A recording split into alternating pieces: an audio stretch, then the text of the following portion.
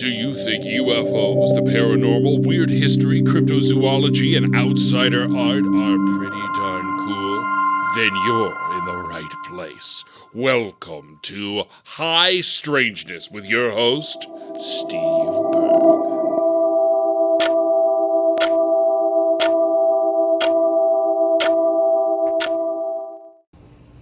The video version. Well, good day to you all. It seems that you have tuned into another episode of High Strangeness. Hello, friends, and hello to my guest, Bradley Plaisier. We were just discussing how to say your last name. Yes, we were, and that is 100% how it's pronounced. People think I'm lying, but it's been like that for a very long time. It got Americanized from the French, so it's Plaisier. Okay, it's Plaisier. It's great because I was like, Plaisier. You know, I started like I was really sweating it, but also I was just not pointing out to you because obviously you know, but your handle on social media is B Pleasies, and I was just complimenting you on what a bouncy, happy, positive handle that is. The origination of it is also like that. It came from I'm eternally grateful to my friend Peter Morris, who teaches skateboarding to kids in Kalamazoo, Michigan.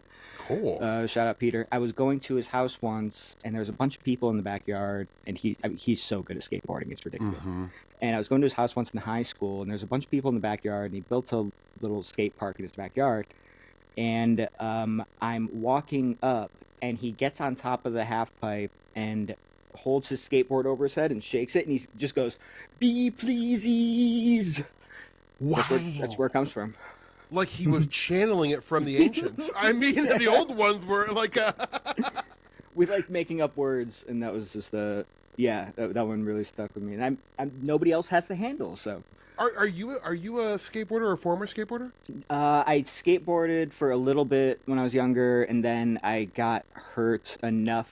I was playing competitive tennis at the same time, and I got hurt enough where tennis was more important than skateboarding. Right, yeah. And eventually you kind of have to pick one or the other. But yep. I skateboarded. I loved it. I was like deep into the culture as a kid, but I was so cautious and scared. Can I ask? How old are you? I'm 48. Okay. So yeah, I was more Bones Brigade era, yes. old school. Yeah. Like the '80s guys were like my heroes, you know. Gotcha. Yeah, Lance Mountain was my favorite skateboarder. Oh, so you know, Mountain. Yeah, exactly. Exactly. Well, buddy, I mean, we're not here to talk about skateboarding all day. We're here to talk about weird stuff because you, like I, are into the high strangeness and the weird stuff and all that goes with it. But before we get into some of those topics, you are hailing from the Detroit area, am I right? Opposite end of South Michigan, the okay. southwest. So like a 2-hour drive from Detroit. So I'm in Kalamazoo. I'm pretty close to Indiana. Okay, sure. And not far from where the Dewey Lake Monster was in the, I think, 60s. I don't know about that, but you're gonna have to. Well, tell me right now. What is the Dewey Lake Monster? My God. I'll show you a photo. It's this thing that kind of looks like a tree. Beautiful. Near Sister Lakes. I have another connection to Sister Lakes. I can talk about my own UFO sightings and stuff. Well, at some point. We're gonna need to hear that. You know, I love a UFO. It's a long. This is the Dewey Lake Monster. Oh, it is. That's like a real adorable looking Bigfoot type creature. Isn't that great? And that's a lake monster. That thing dwells in the lake of Dewey. Not necessarily. I think the main sighting was a woman saw it from a train, and then this is one of those like cases where like a bunch of people saw it over the course of a short amount of time, and like there's like armed posses going around. That one is a crazy. You know, is it a cryptid flap until I feel like it's not a cryptid flap until there's a bunch of like hayseeds running around with shotguns and torches, right. looking for the creature. Right. I heard somebody recently like describe a flap as being the news coverage of it, not necessarily the actual sighting. Ah, got you. And I think that's probably correct. Okay, yeah, we'll go with that. We look, folks. We've already 5 minutes in. We've already defined flap for everyone. So I've always wondered what flap was. Yeah. But recently I've seen it in other fields. I've seen other people mention it outside of like weird world. Right. So I think that's in that context and it being like a media sensation. Oh, I love that. Okay, that's good to know. Hey, here's another burning question I have for you. It's probably the most important question I'll ask all night, and that is, so I have a friend who lives in Lord Huron. I mean, not Lord Huron, Point Huron. You're going to ask if Michigan is part of the Midwest. Yes, I'm going to ask if Michigan's part of the Midwest. And well, my friend James claims it is. He's like, it's totally the Midwest. Is it James Adomian? No. Oh.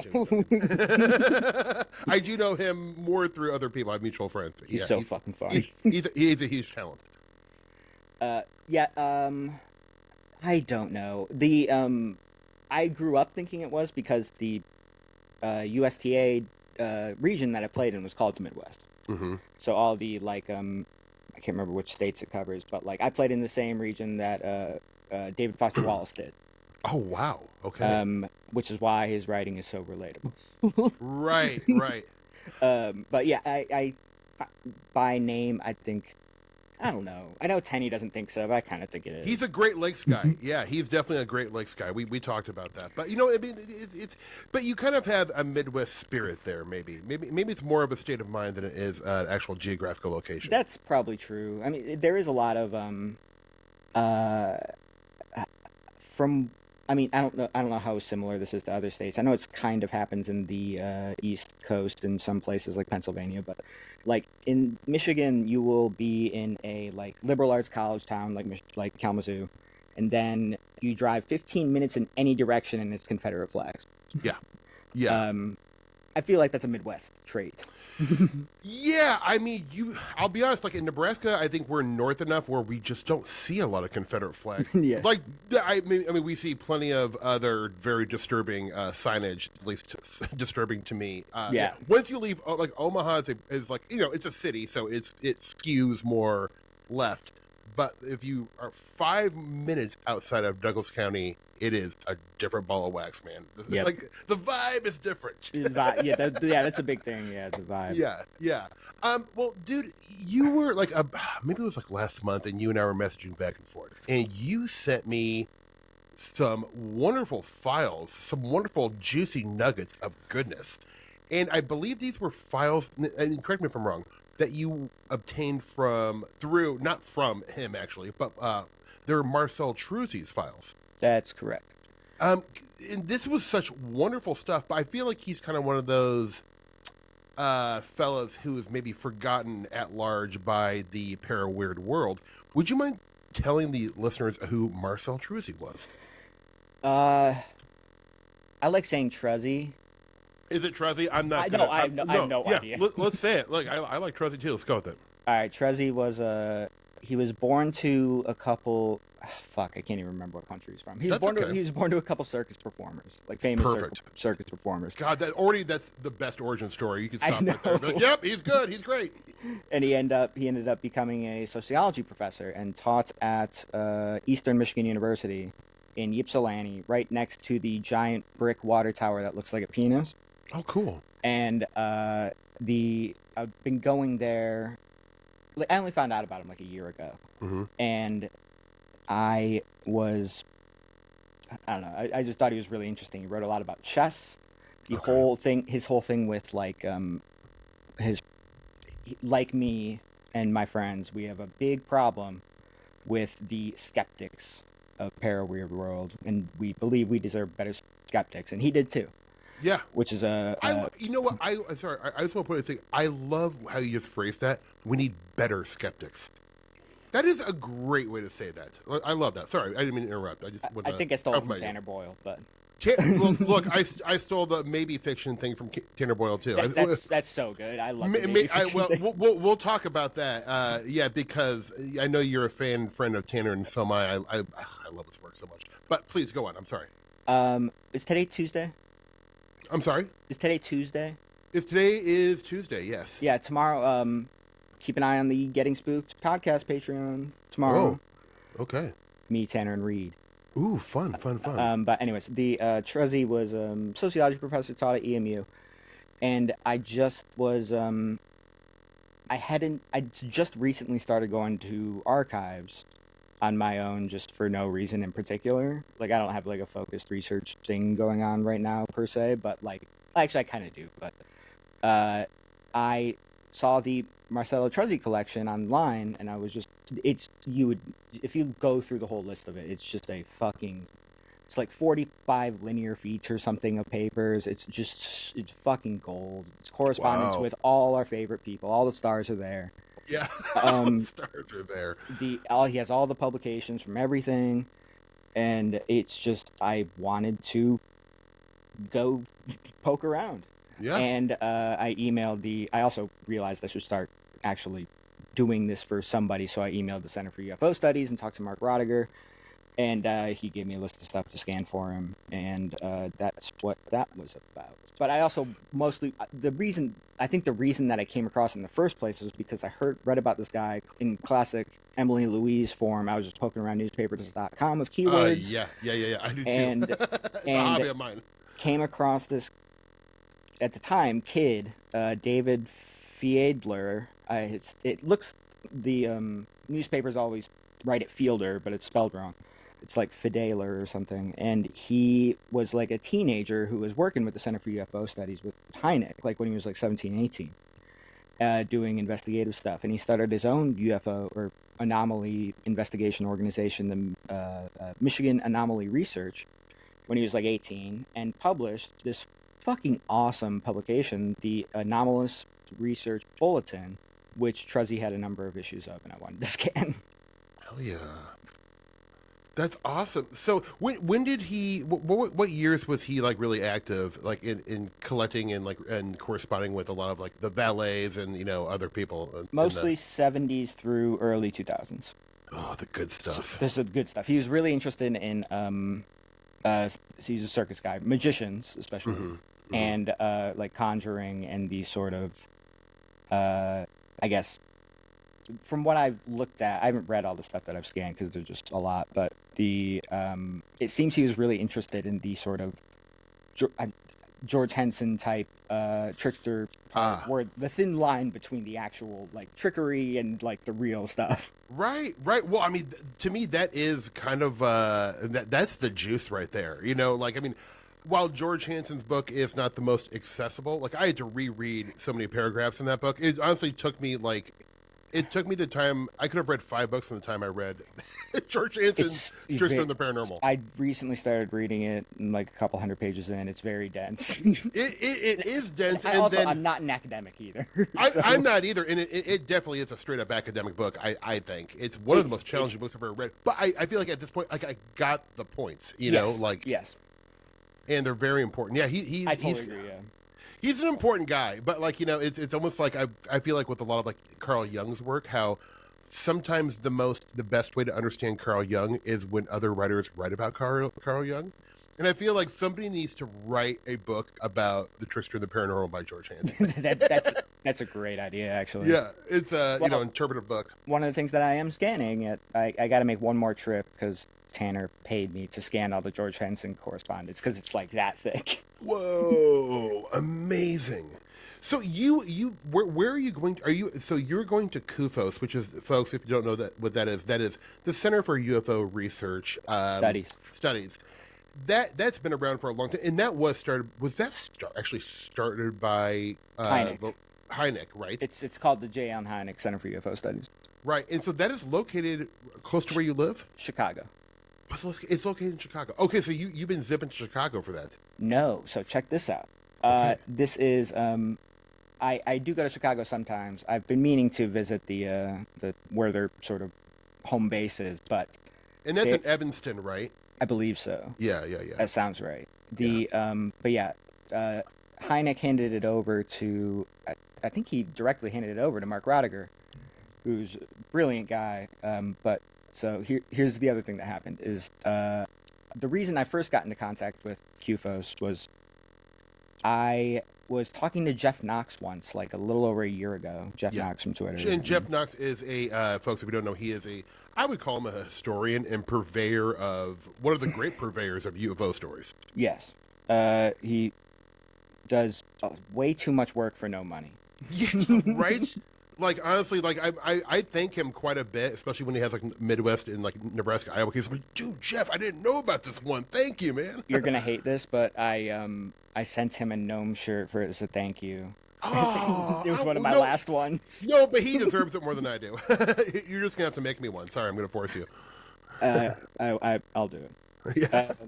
But yeah, so he was telling me that the Michael Swords, Professor Michael Swords, who's also a big, for listeners who don't know, one of the old heads and like goats of the field.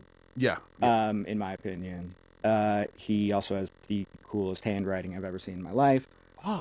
Oh yeah, dying art penmanship. No, I haven't seen it. Oh, it's beautiful. Yes, I love how you said that. Like that's like you haven't seen Michael Swords' handwriting. That's crazy.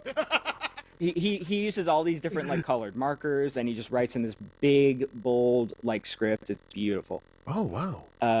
And like all of his stuff is just covered in it. It's great. Are we talking calligraphy-esque, like, or is it his own thing? No, it's just sort of like loopy cursive. Mm-hmm. Beautiful. But like with like wet erase expo markers on paper.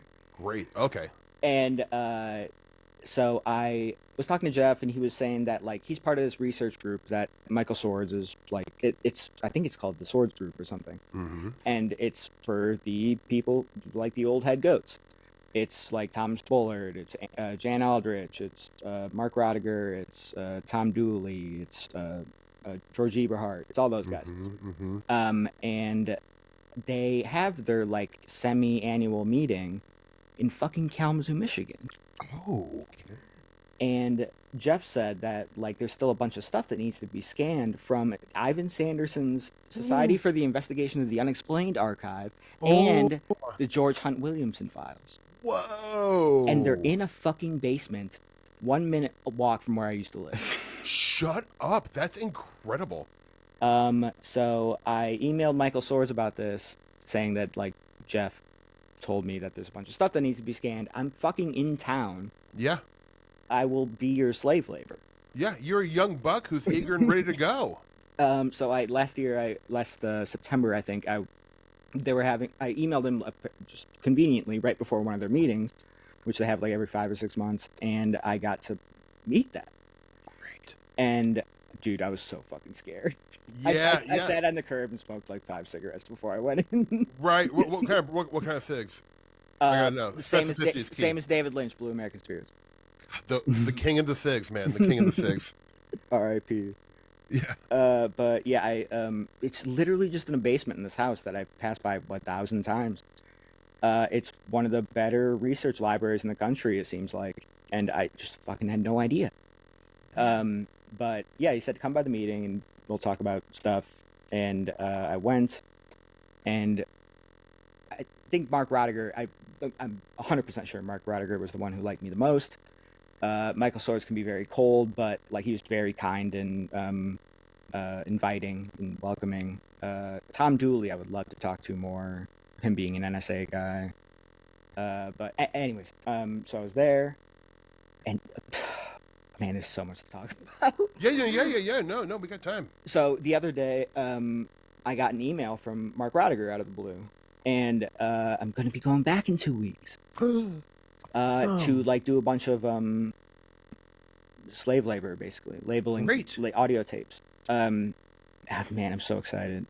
But what you know what though, I do think like when you love this stuff like we do, you want to make a contribution. Like if there was a Legends, in Omaha doing this stuff, and they're like, hey man, will you come scan this stuff? I'd be like, of course I will. Yeah, I want to preserve this stuff too. It's important to me. 100%. Good for you. Especially the reason I got into all this stuff to begin with was because of, I think you could trace it back to Ivan Sanderson. Was because I came across, when I was in 5th grade, I came across a Lauren Coleman book and Cryptozoology A to Z, and I wanted the Loch Ness Monster to be my best friend and hang out with me. Yeah. And, I know the feeling. And I was like, my mom says I would tell people in 5th grade, the adults, that I wanted to be a cryptozoologist when I grew up. Mm-hmm. And they would ask me, what is a cryptozoologist? And I'd take a lot of pride in telling them. Yeah. Well, sit down. It's going to take a second. So that's how it started, which I guess you could say Ivan Sanderson was responsible for. Mm-hmm. And I really generally just like am thankful for him for that. Like I've had a lot of conflicting feelings about like how my life has gone and just like how how I've invested so much of my life into this type of stuff, and like I'd probably have something resembling your career if I hadn't. And it's taken me a long time. There's a big learning curve in this subject. Yes, there is. Yes, there. You go through so many different like versions of what you think. Like, Yeah. yeah. And I'm finally at a place where I'm like, especially after meeting people like Tanner and Emily and stuff, that like I think I'm a better person because of it. Yeah. Okay. I love that. Well, I mean, and you know, Emily's been on the show twice. Tanner's been on the show. We love those two at High Strangers HQ. So I'm a big fan of them too. It was so cool Yeah. to meet them in person last year. I bet, man. Yeah, they're so lovely. I really am very fond of both of them. Me too. But yeah, so let's see, QFOS. So, well, like, what are the offices of a QFOS like? Is it like a dingy basement where there's like a bunch of Merit cigarette butts on the ground and like the sting of 2-day-old coffee and like Kind of, yeah. Yeah, that's what I want it to be. By the way, that's good. Yeah, there's no cigarette butts since the stuff's too valuable for that. But Good, it is dingy. There's I was wondering what was behind this one door that was next to all the old they have like it's a big basement too.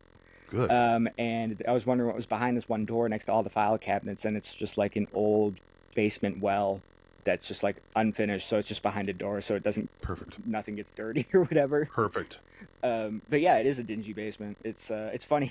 There's just like a bunch of college girls who live upstairs. Right, they have no idea. There's like the world's most treasured UFO files. Yeah, that like they stay out of the basement. It's fine. The guy who owns the house, I think his name is Mike West.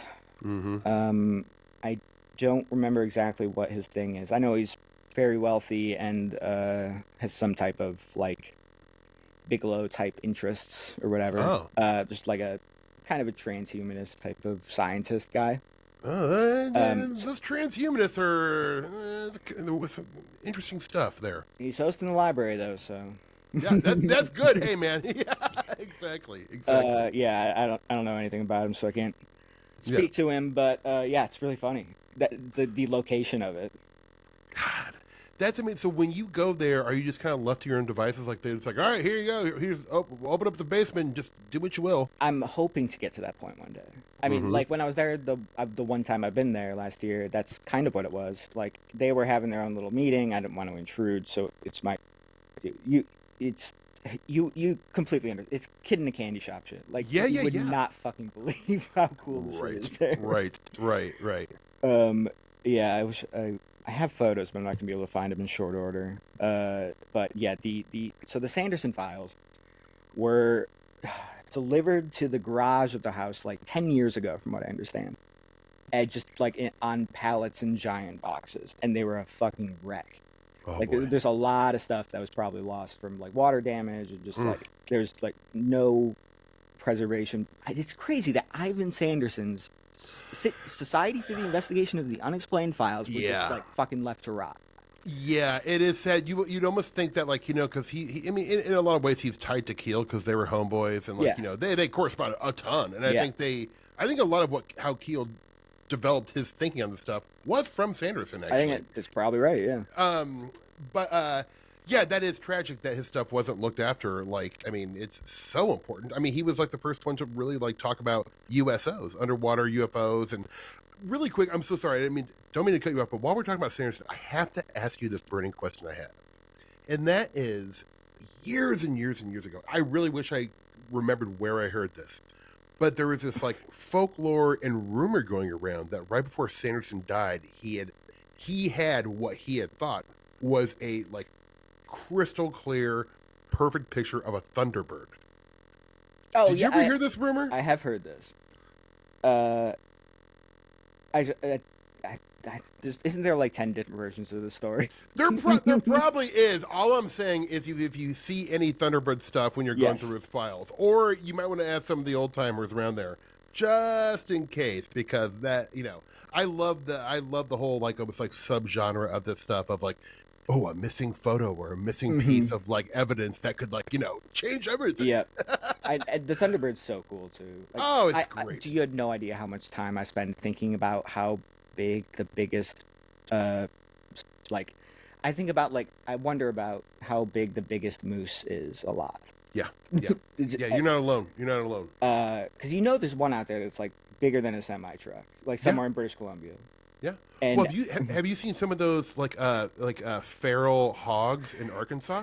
They're like the size of a whale. I'm not even joking. Like it's I know there's astounding. there's one in New Guinea that's the size of a sedan. There's got to be. Yeah, for sure, no doubt. I bet my life on it. There was a one of my favorite movies. Like growing up, watched a lot of like bad movies on purpose. Like, Me too. It's one of my favorite still things do. doing. Mhm. Same. It's the best. That's what Tubi is great for. There's so many great bad movies. Like, Agreed. AI will never be able to make shit like that. No, they won't. They won't. And there's this one, I miss Family Video, the rental store, for a number of reasons, but one of them is they had all those B movies on the shelf right next to all the normal movies, and like my friend Rob and I would just go there all the time, and I'd shout out Rob, and we'd get shitty movies and watch them. There's this one called Pig Hunt about this that was so stupid and funny.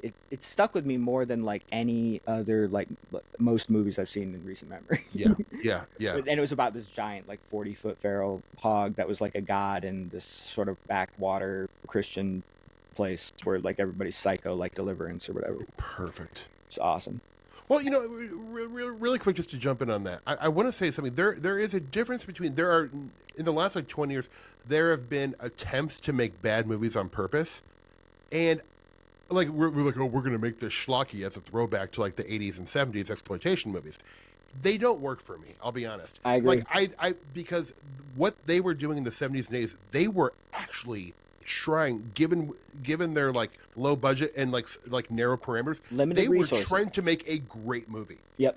And they believed they were making a great movie and delivering great performances and doing cool dynamic shots and with great effects. They were working with what they got. They were working with what they had, and to me, it is like it's beautiful art. Like I love it's so totally pleasing agree. to my eye and my senses.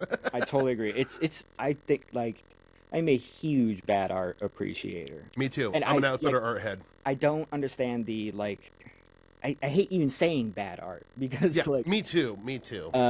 I just don't have a better word for it. I haven't really thought about it much, but it's been very important to me in life. Yes. And same. Like I said, AI will never be able to make that. You nailed it. I totally agree. But yeah, there's like a fucking Johnny Depp movie about Ed Wood for a reason. Yeah, exactly. And it happens to be my favorite Burton movie. Yeah. Yeah, I love Ed Wood. I agree. It's a great movie. I do really like Beetlejuice, but yeah, Beetlejuice is good. It's fine. It's fine. They're all fine. He hasn't really had any big hits in a while. No, I mean I like Burton, but I'm not like a Burton devotee. I like a few of his movies quite a bit, and the rest of them, like I don't know, maybe just not all of them are for me. You know, that's okay. I had a Hot Topic Night Before Christmas shirt, but God, someone bring back Hot Topic already. I'm so sorry to kind of throw off the. No, this is why I go on podcasts. I'm the personality hire. You are. This is what we want. We're going to exploit it for all it's worth. But yeah, so you, when you go in a couple weeks, will you be going through the Sanderson files? I will have the time to. Yeah. I'll be right next to them. So what happened was about 10 years ago, I think the professor Michael Swords. I always call him the professor, no matter who I'm talking to, because that's what he went by when he was doing his blog, The Big Study. Mm-hmm. Have you read that? No. You are gonna lose your fucking mind, dude. Yeah, it is the most up your alley thing in the world. Oh, mama. The Big Study on Blogspot. I'm writing it down right now. And it's so the professor was updating on like the sort of status of the SITU files over the years on his blog, and I didn't start reading the blog till a couple of years ago, so I had no idea that it was fucking in Kalamazoo and never thought about it. But it's so they were all just not organized at all, just in these big boxes, like loose leaf paper. And over the next number of years, the professor and a number of other people have organized them all into topical binders. And there's like a giant, like double wide, like the mattress behind me right here. Mm-hmm. It's like like that size, like floor to Oh. ceiling. Beautiful. And it's like, I'm still kicking myself for last time I was there for not looking at the one that was labeled electricity. Oh, well, let's put a pin in that. Yeah, because I know. You know me in electricity. I'm an electricity nut because of Twin Peaks. Twin Peaks, yeah. And I'm also like, it's probably right. Dude, it's 100% right. I know. It's like, I mean, like, gun to my head. You went like, I mean, like, yeah, I think there is, well, gosh. I mean, we could probably just jump into that pretty soon here. But, like, there's a couple things I want to make sure I ask you about because some of the files you sent me I thought were so great. But, like, I know, look, you and I both know who Andrea Puharich was and his importance kind of in the 20th century para-weird world. But maybe together we could kind of tell the listeners, because inevitably, like, it's, while we think Andrea Puharich is like a household name, he truly is not. He's actually probably a deeper cut, for a lot of people. Definitely. But a very important person nonetheless. So I'm going to kind of like just tee it off and then please jump in and help me. But like, so Puharich was it almost like seems like he was like an anthropologist, sociologist, and a lot of different like disciplines. But he was studying. I know he went to Mexico and brought the magic mushroom back to America. Is that right? That's a great question, actually. I think he was one of the guys pre-Terence McKenna who kind of like was experimenting and using it to experiment with people. Yes, you are right, because I just listened to the audiobook of Eric Davis's High Weirdness. And I think you guys say that. That is a great book. Highly recommend. I fucking love that book. I did too. I'm becoming a huge dickhead. Yeah. Well, I went through a film. I did about 10 years ago. I spent an entire year and read nothing but Philip K. Dick. It's the only thing I read 1 year, and it was a great year. Also made me so paranoid. That's when I got fully noided. After I read Philip K. Dick straight for a year. Fucking fascinating guy. But anyways, go ahead. It is. No, but like so Puharich, but anyways, kind of cutting to the chase. But like one incident he is famous for was in upstate New York. I want to say it was like the 1940s. But anyways, he kind of grabbed this group of aristocrats who were like from big money families, and they met like in a house, I believe, in upstate New York, and they made contact through channeling to an alien race or an ultra-terrestrial race called the Nine. And the Nine actually had a lot of cultural impact. It seems like Star Trek kind of lifted that story, which became a big part of the narrative. And this idea of channeling these like kind of ancient ones it's all through movies, literature. So that was kind of one of the big things. But then Puharich also was experimenting with children and psychic abilities. Almost, I think a lot of like the Stranger Things narrative probably is heavily influenced through Andrea Puharich. Yeah, I mean, well, I should state outright that Puharich is, in this life and the next, my enemy. Mm-hmm. And I will find him. Yeah, he's totally sus and very sketchy, man. I agree. Yeah, I think a lot of the Emily had a great video about this, about the Montauk Project, and like that also having a huge influence on me. Absolutely. I mean, Stranger Things is just like a fucking bunch of shit mashed together. I agree. It's just it's a fun. bunch of it's fun, but it is a bunch of like untrue, very derivative, popular, very derivative, incredibly. But yeah, I never finished it. I watched the first 2 seasons, and I was like, that's enough. When I first realized that it was like she was an MK Ultra person, I was like, oh, that's really interesting. Yeah. But they never actually talk about that, so which is also kind of cool from an artistic perspective. But yeah. Anyways, I remember, I don't know, just doubt this is true because I heard it on Ancient Aliens when I was like 20. But somebody told me that Roddenberry was part of those things with Puharich. Yeah, I've heard that, but I've also like seen people like it's a cool story, but there's no. Yeah, it sounds fake as hell. Real. It sounds fake, but like the idea that he was influenced by that. I mean, like he was reading. I think Roddenberry, from what I understand, the little I understand, is like he was into esoteric stuff. Kind of have to be. Yeah, that would make sense. There's so fucking many people that are into esoteric stuff. I think everyone is. Everyone is. And if people are into it and they don't even know it. I think. Yeah, I mean, it is just it's so interesting. It's so interesting, man. I couldn't agree with you Like, more. I cannot tell you like how spellbound I was when I first found out about Mel's hole. I was like, there's a hole that goes down forever. That's the most universally interesting, like across all cultures, across all like everything. Everybody's interested in a hole that goes down to forever. I'm going to tell you something off the air because I'm not quite ready to talk about it on this yet. I have a couple of those too. So my friend and Patreon of the show, Morgan, has uncovered what I think is a massive piece of Mel's hole lore. But I don't want to. I want him to talk about it because this is his discovery. But I will tell you off the air when we're done because it's pretty amazing. Cool. You'll love it. You'll love it because who doesn't love Mel's Hole? Mel's Hole is one of the great narratives of the 1990s. It's fucking That George Norrie could never.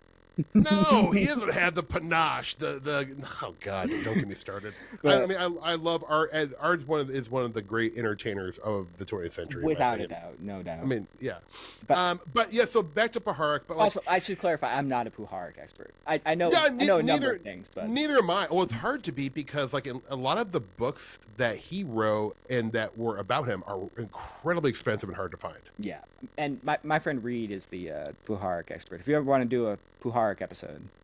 Oh, really? Yes. I would love that. He's the one who wrote the article for Getting Spooked about Puharich and about the experimentation with that. And that's a great one. That's a great one too. Yeah. By the way, everyone should be reading Getting Spooked. It's Getting my favorite blog on the internet. It's very good. Actually, can I? I keep doing zigzagging, but no, that's great. That's what it's all about, baby. We're playing jazz here. When I first encountered your existence in Paraweird World like a couple years ago, I immediately recognized you from Dr. Horrible Sing-Along blog. That's right. That was one of my first jobs in Hollywood, man. Really? Yeah, it was during the writer's strike, right? It was during the writer's strike, and I remember, like, the writer's strike didn't affect me too much at the time because I was doing more like live Second City, like sketch comedy stuff, and just kind of like started to work in commercials, a little bit of TV. But I remember like getting on Dr. Horrible, and I was a huge Joss Whedon fan at the time. I loved Buffy and Firefly. I'm just getting into Buffy. It's so good. it is so. I mean, Buffy's one of my top 5 favorite shows of all time. Like, I think it holds up so well. It's so smart, and I love their take on the occult. I think it's great. Yeah, it's a shame what he's doing now, Joss Whedon. Yeah, it's not great. No, it's been revealed that he's not a great person. But that too. I didn't know that. I was just talking about Marvel movies.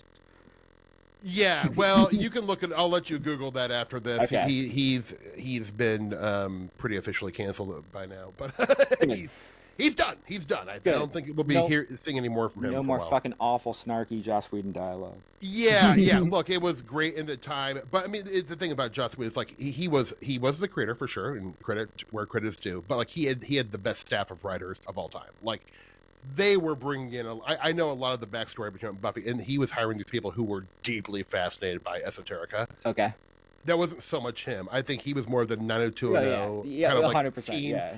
That was where he specialized. And look, he did a great job. He captured a moment really well. But like, now it's become the Buffy show, which we could do sometime. There's a channel that we have on YouTube TV. It's called Comet, and it does like 3 hours of X-Files every night, and then also like 3 hours of Buffy back to back. That's great. I mean, that's just sheer bliss. Just chronologically, too. It's perfect. God, that was like that was my early teenage years, man. Just I can't believe I never got into Buffy. It's so good. Well, I got into it after the fact. My wife was a huge Buffy fan, and so she'd be watching reruns. And what's funny is I got that show confused with this other show that was on the same time, like on the CW, called Seventh Heaven. And I thought it was a Christian vampire show. And I was like, why are you watching this like Christian? And she's like, what are you talking about? Like, I'm like, ugh. And then I sat down. She's like, just watch one episode. And if you hate it, like, whatever. I watched one episode. I was like, oh, no, this is pretty great, actually. Yeah. And then I became like obsessive about it. So I was way after the fact on Buffy, too. So, is your wife into Paraweird stuff? She's tolerant of it. That's so lucky. It is like she is. I think she loves that I have something. I mean, look, she, I am attracted to people who are passionate about anything in life, as long as it's not like dark, evil, sinister. Sure. insanity. But like, I mean, just, like, I think she was like, oh God, you really love this stuff. It makes you so happy. It's like a hobby that, is not has nothing to do with your career. And so, yeah, she's very supportive, I think. And also, it gets me out of the house where she can have some alone time. So that's probably great too. See you later, honey. I'm going to go look at this field where a UFO might have landed 6 years ago. Yeah, that's fucking awesome. Yeah, it's fun. Like I had a I'm gonna go for some relationship advice I need. Yeah, well, sure. I can Dr. Phil you all day. So. Sweet. I had I have very little adult like romantic relationship experience. Mhm. I had I had a girlfriend when I was like 16 for a few months, and then I had a girlfriend for a few months, like first half of last year. Mhm. And that's it. Like for serious relationships, and I was having a hard time, like sort of knowing, because like this is what I do, this is what I want to talk about and stuff. Yeah, I know. And she wasn't really into a lot of it. She was interested in the UFO stuff, but none of the other stuff. Yeah. And I had a hard time figuring out how to navigate that. Yeah, I mean, it is tricky because like you can get so excited about this stuff where it's like all you want to talk about, and there are times where it's like hard for me to like some sort of like, because a lot of my friends are pretty normie, and sometimes like same. I have other interests too. Yeah, I do too, for sure. But there are times where I'm so hot on maybe some research I'm doing, where I want to tell them about it, and they're like, "Yeah, I know it." First off, they just don't know what I'm talking about. Like, I have 100%. So I kind of stopped because like one thing is like now since I've done the podcast, it's been wonderful because I can talk to people who you have and use a shorthand enough to explain everything. Right. Because I'm sure, like you, when you're into UFOs and you have normie friends, and then all of a sudden they see like Lou Elizondo on CNN or TV, they're like, "Oh wow, so you believe all this like stuff?" And I'm like, "No." Anytime, like, I thought you liked UFOs, and I'm like, "It's complicated, man." Like, anytime anybody texts me or asks me about UFO stuff in the news, I say, "Don't worry about it." yeah, ignore it. Like, just don't worry about it. Your life will be fine. Nothing's gonna change. Nothing is gonna change. Yeah, it's. I mean, I feel the same way, and I'm not trying to yuck anyone's yum for the people who do get excited about that stuff. Like, God bless, have fun, but like, totally not it's the least most interesting thing to me of all this, like of all the like subject matter in the stuff. I'm like, I could care less. They turned like one of the most interesting subject matters that I've ever come across into this gray amorphous national security threat that I'm supposed to think is going to do a new Pearl Harbor 9/11. Right. Yeah. I'm looking with, and now the whole thing I was watching. They should never be forgiven for that. It should, no, I look. I agree. Like they made UFOs uncool. Like they made them like they tried to make them cool. I don't even know. It's like UFOs were never cool. I mean, like they're like geeky punk. Although I will say this. Growing up as a kid, I read a lot of Thrasher magazine because Thrasher magazine, not necessarily for the skateboarding, but like it was a culture magazine for punk rock kids. Okay. And I've never read a Thrasher.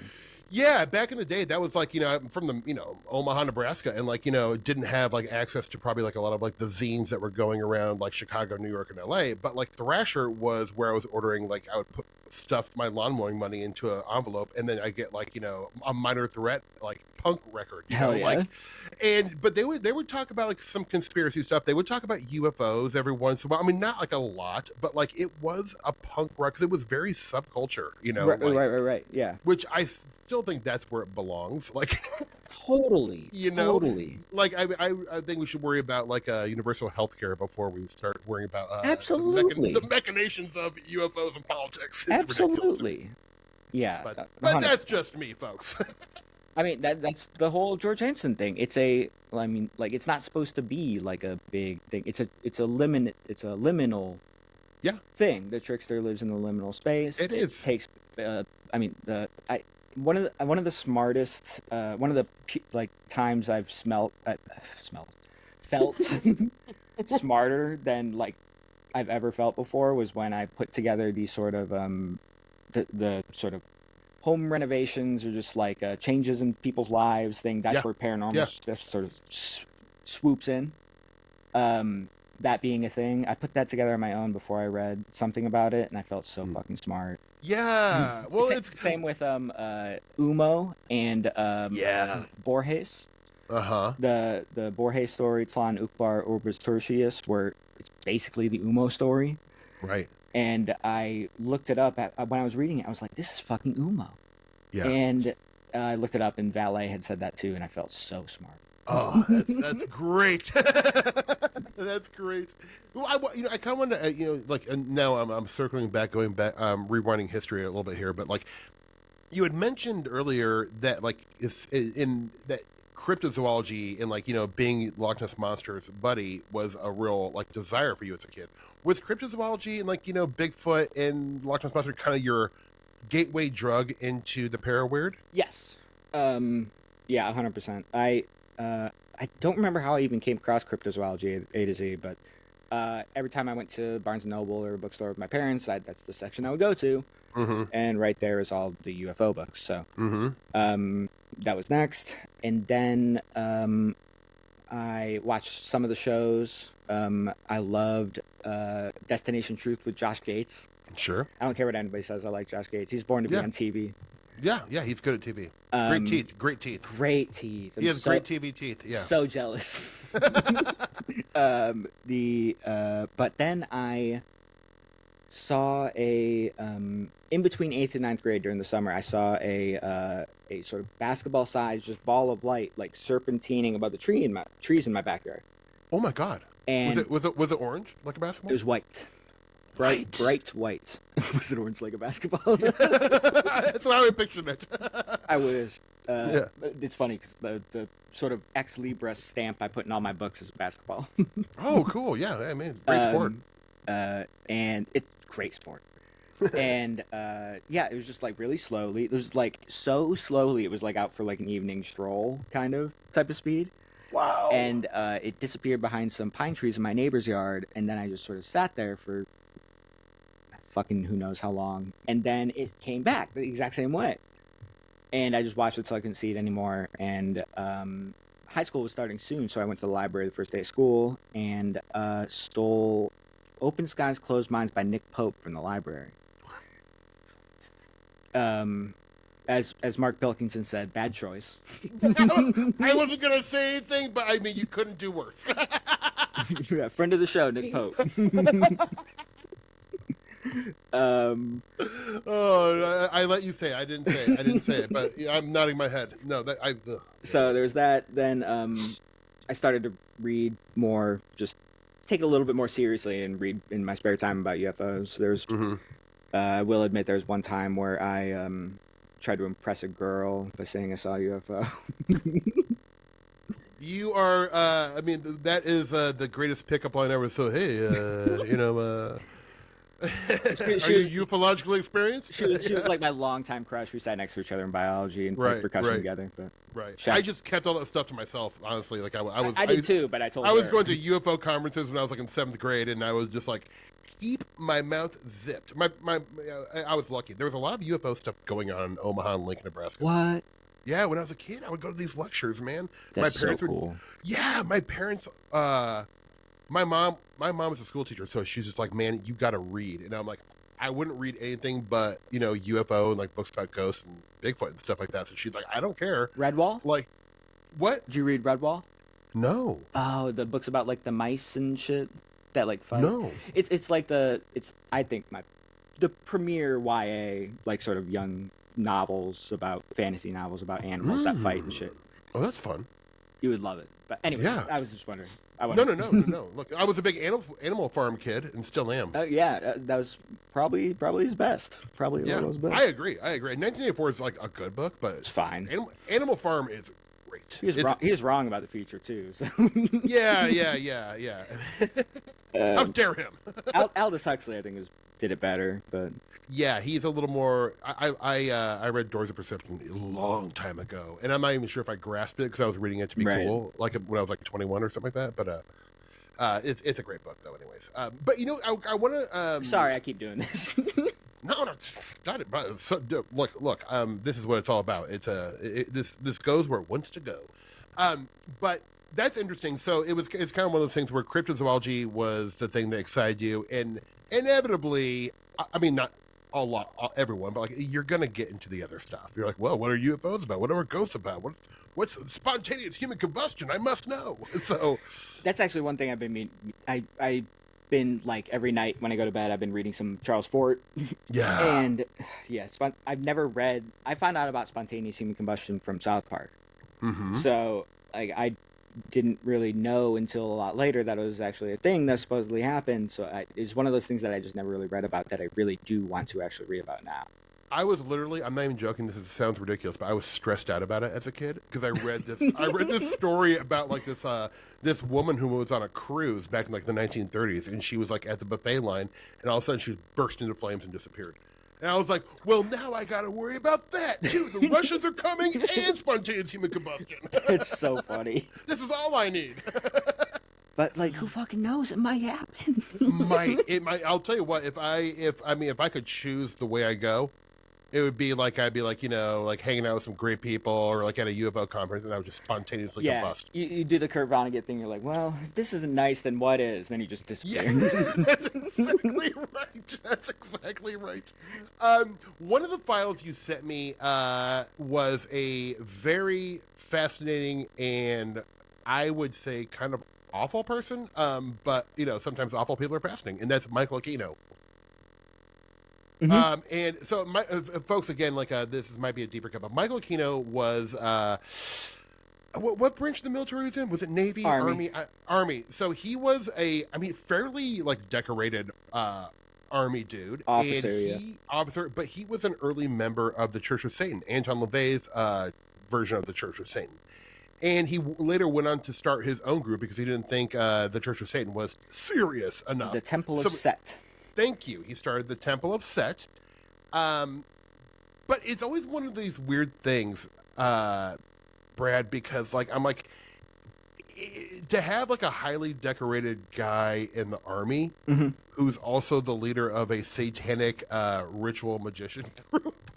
Like, I mean, like, it's one of these things where I'm like, have people verified of his credentials? Like, oh yeah, he definitely was like. So it's not like a stolen valor thing where he was saying correct, but he was definitely like a high level military guy.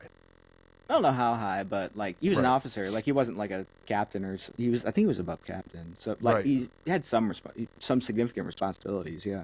Yeah. Also, I was in the Army, by the way. Were you really? Yeah, I was in the Army Reserve for 5 years. Okay, cool. Went to basic training in between junior and senior year high school, which is crazy they let you do that. I didn't know. I thought you had to be 18. Nope. If your parents are cool with it, then rock and roll. Yeah, I read like 2 books when I was 19. I was like, oh, we're not the good guys. There is no good guys. Exactly.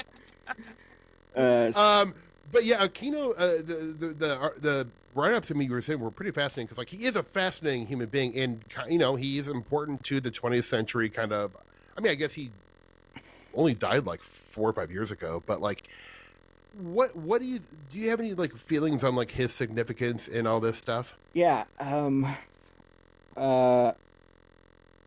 think his lasting legacy is making people schizophrenic. Yeah. like the people who worship Dave McGowan and like Program to Kill, his book. Like he's like this boogeyman for like the sort of like the real satanic panic, the real satanic pedophilia. Yes.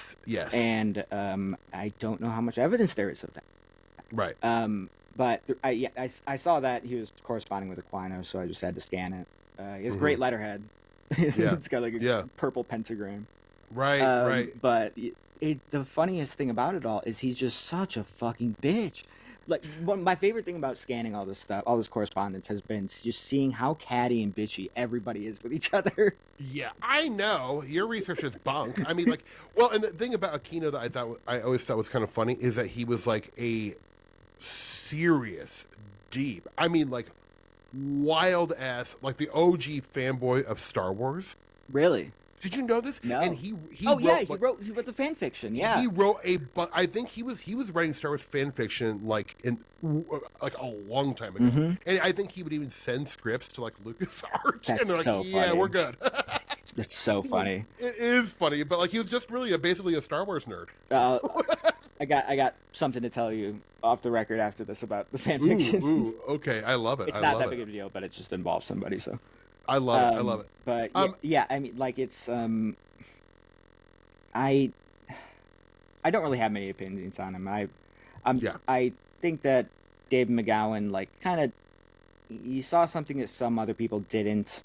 What's the relationship between Dave McGowan? So Dave McGowan, people don't know. Dave McGowan's the one who like sort of popularized his presence. Did he? I didn't know that. Okay, so like I've only read one Dave McGowan book. I've never read Program to. So David McGowan is you read Weird Scenes. I read Weird Scenes. I shouldn't say I read it. I'm in the middle of the audiobook, and it's really fun. But he is a what would you say? A parapolitical writer, like right? I mean, I often like. I see him next to Lavenda. Mm-hmm. You know what I mean? Yeah, that's a good way to describe him. He's kind of Lavenda-esque, but he writes about like the weird scenes on Laurel Canyon is kind of about how a lot of these musicians had like fathers who were like high-level military or intelligence people. Yeah, I mean, it was the Cold War. It was the Cold War. Yeah. I mean, it's fascinating stuff. I mean, it really is. Yeah. Like, it's like is it like massive coincidence or is there something to it? Like I don't know, but I don't but it's sure fun to think about. I haven't read Weird Scenes. I've read one chapter from it that somebody sent me, but I read Program to Kill, and there's a lot of like making you make the connections type of thing. Like it's it's just asking questions type of thing, right? Where it's like implying something that there's no real connection there.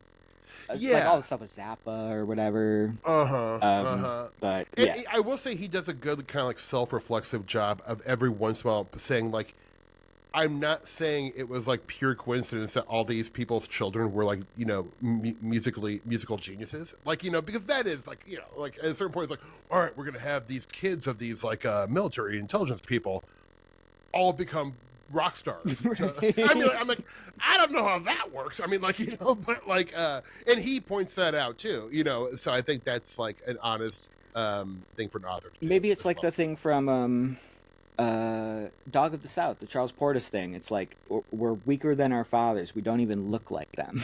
Yeah, that's funny. Last summer, I read all of Charles Portis's books. I'm not aware of Charles Portis. He did True Grit. He wrote True Grit. Oh, okay. Bro, one of the greatest American writers of all time. Ambassador for the South. Donna Tartt did the audiobook for True Grit.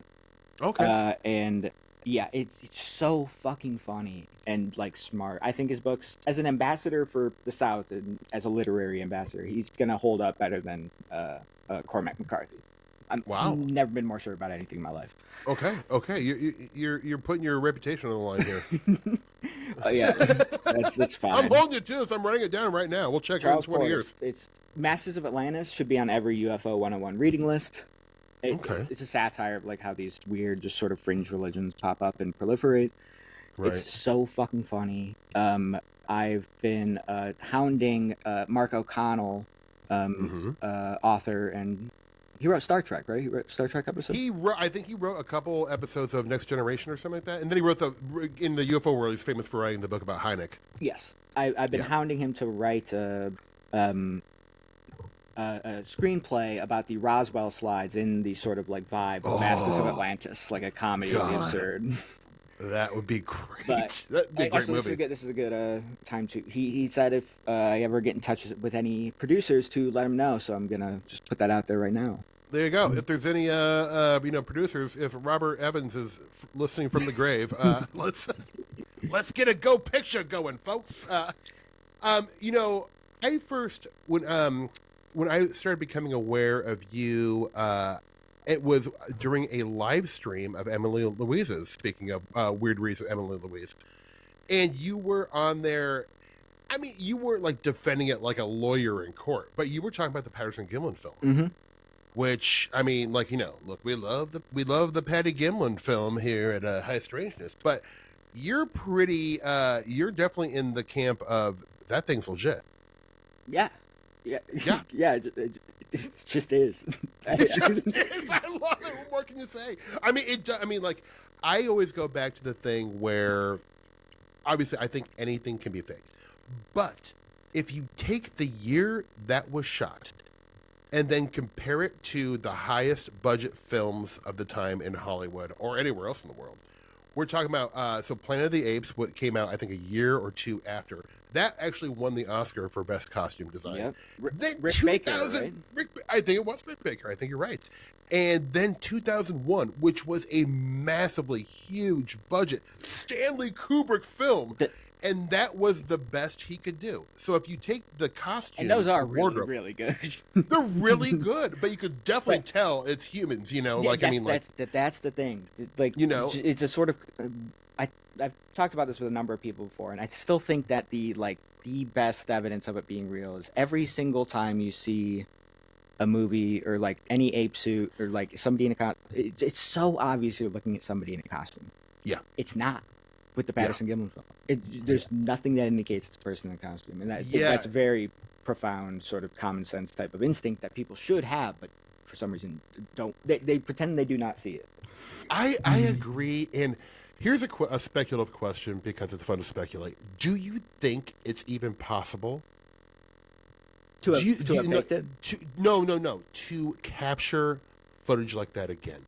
Or do you think like it's part of the control system, the valet type control system? Like, we're going to show you this. It's going to be real abundantly clear. And I mean, because the whole thing is like they were out looking for Bigfoot, which I think a lot of people like forget about. It's like not exactly. Really, I thought they were out looking for evidence of a Bigfoot.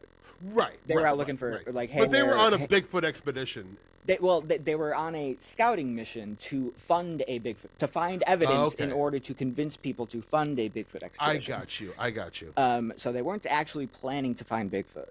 Mm-hmm. And Bob Gimlin had no opinion on Bigfoot. Like, he didn't. Like, I'm pretty sure what happened was they were old friends and ran into each other in a parking lot.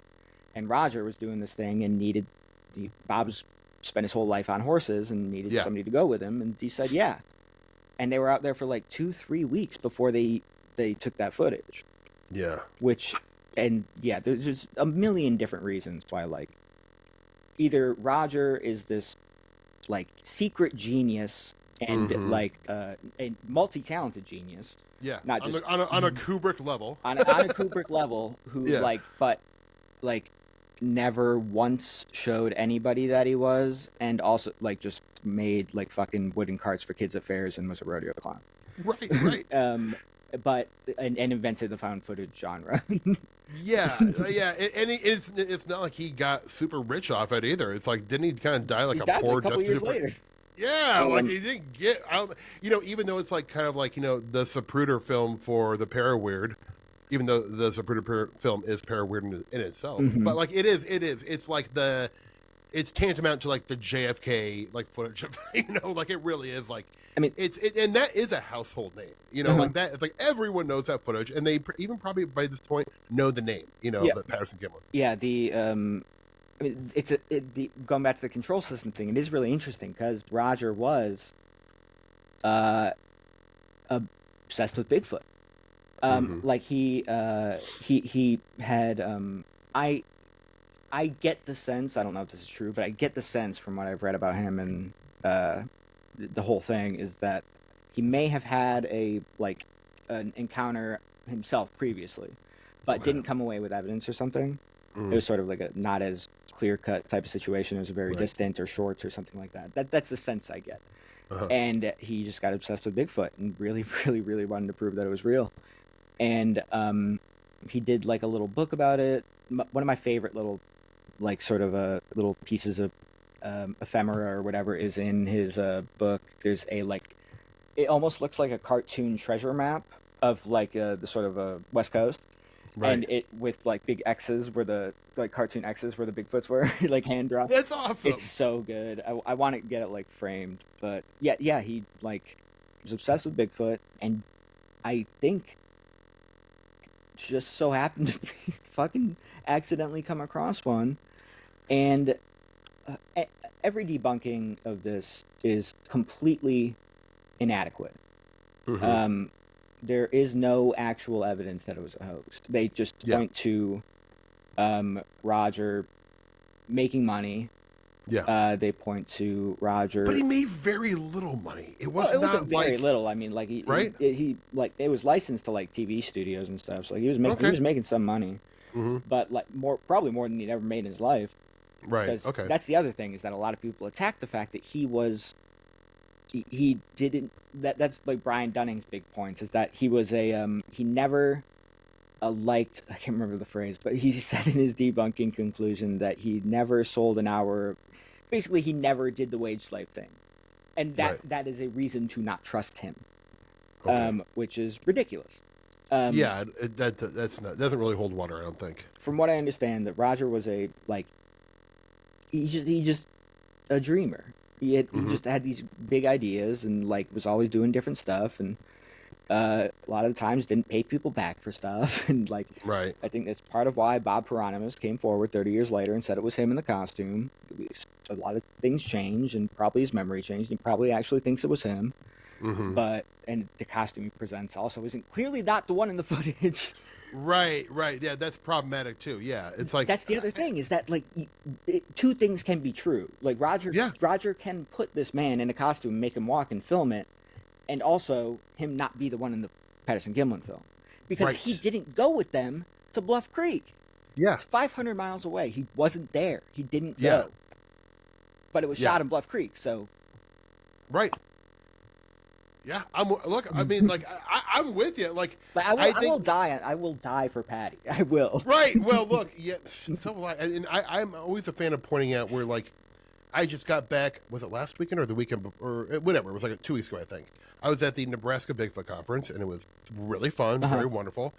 But anytime you talk about Bigfoot with somebody, or the Expedition Bigfoot, or any of these shows, like, they're always, and I mean always, referred to Bigfoot as a he, even though it's agreed upon that the most famous footage of Bigfoot is a female, right? Because it's got the sagittal breasts. And it's so funny how, I mean, like, it actually annoys me. It's like, no. I mean, if anything, we should be calling she, like, because we don't know that if we think that that's the best evidence. Well, we're not. I'm not positive that there's a male Bigfoot. There's a great. That's another thing that people like to point out, that like, as in their case that it was a hoax, is that Roger in his book had a drawing of a female Bigfoot, and he just so happened to see a female Bigfoot. As if that's evidence of something. Like, half of them are gonna be female. Yeah. Well, do you think, like, I mean, just going back to the speculation station. Please, thank you for traveling with us. Do you have any, like, feeling about what Bigfoot might be? Do you think it is just a missing animal, or do you think it is weirder? Do you think it's both? I think it's probably both, to be honest. Yeah. Before we move on to that, though, I have there's something in this this book by Robert Michael Pyle, Where Bigfoot Walks, where he, I'm gonna try to find it real quick, where he is at a Bigfoot like event in Harrison Hot Springs, and there's a guy who is presenting about Bigfoot, and he has this monologue that I think is very the exact type of thing we're talking about. Let me find it real quick. Yeah, sure. Want to be.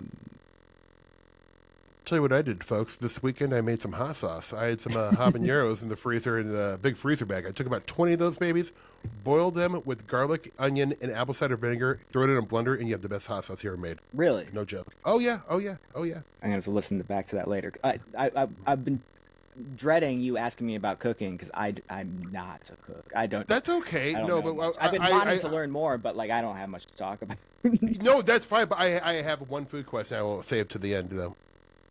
Okay. I found it. It's so his name's Hukin. He's a retired Fish and Game guy.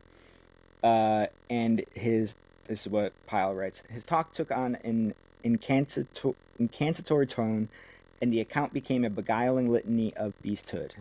He's a monster. He'll eat anything, alive, dead, fresh, rotten. He's a survivor, mobile, quick, fast, and strong. Anybody who sees a slow Sasquatch is not in the ballpark. He's got no limits, climbs any mountain, swims any river. He's got no barriers. Not an endangered species, that's us. He can pull down big game on the run or by stealth like a cougar. He can lay down a light track or spring like a deer. Has a lot of humor, yet restraint. Rocks cars and cabins, but lets folks go. We agonize, he couldn't care less. An opportunist at the top of the food chain in great shape. He's got it made. Adapted to the cutover lands. Lives in a good, rugged existence. He's got no need for wages. Lives off the fat of the land and pays no taxes. The room was hypnotized, and suddenly I realized these guys don't want to find Bigfoot. They want to be Bigfoot. And he's right. He is right. They're talking about like it's a superhero. It's the last outlaw. Yeah, the last. Well, you know, I've given this so much thought, and I don't know why. And I guess the most obvious answer is kind of a mundane one, but like Bigfoot in the last 10, 15 years has really become an American folk hero. Even when I was living in LA, there would be like Bigfoot stickers in Los Angeles. People had them. And that doesn't even necessarily mean that they're super into Bigfoot, but they like the idea. They love the folklore. Mm-hmm. It's this thing that ties us back to nature. And there's a lot of like deep questions we can ask about Bigfoot that are more about existentialism sure. than like a weird creature, I think. Like, you know, but it's really like Bigfoot's almost like this archetype of the wild man, uncivilized humans. It's like maybe it's like Bigfoot is representing the desires we all have to go back to a non-technological age. Yeah, there's a that book that I was just reading from, Where Bigfoot Walks, by Robert Michael Pyle. He was a Yale professor, naturalist. He got a grant from the Guggenheim to do a book. He specializes in butterflies. He edited Vladimir Nabokov's book about butterfly writing, which is some of the prettiest shit you'll ever read. That's actually what got me into like literature when I was a teenager. Nabokov shit about butterflies. But David Cross played Pyle in a movie. Really? Yeah. What movie? I just found somebody told me this recently. Something The Dark Divide. Oh my god. I couldn't fucking believe it. That's incredible. But yeah, that book is definitely the best Bigfoot book I've ever read. And he talks a lot about this. You know what? I think my friend Morgan, who I mentioned earlier, he is a massive Bigfoot guy, and he mentioned that book to me on one of our virtual hangs. What is the name of that book again? Where Bigfoot Walks, Crossing the Dark Divide. Cannot recommend it enough. It's like it's like part nature writing, part travel writing, because he goes out in the wilderness. He's experienced outdoorsman, and he just like writes about nature and Bigfoot and sort of ruminates on it, and then we'll just go to talking about he talks about from Beowulf the I know what you're talking about Grendel. Grendel, yes, thank you. Also, there's a Grendel movie coming out. Oh, really? With Jeff Bridges. Based off the comic book? No, based on the Beowulf. Beowulf? Oh, interesting. Okay. I didn't know there was a comic book. There was in the 90s. I was a big fan of it. Hell I think it was one of the first Dark Horse comics. Yeah, he talks about Grendel a lot in the book. He compares Bigfoot to Grendel a lot. And the but yeah, there's a whole section about the sort of the relationship of Bigfoot to the public, with it being like having a very rich history in mythology, he talks a lot about the sort of just desire to go back to to be a new green man. Yes. And Bigfoot may as well be that.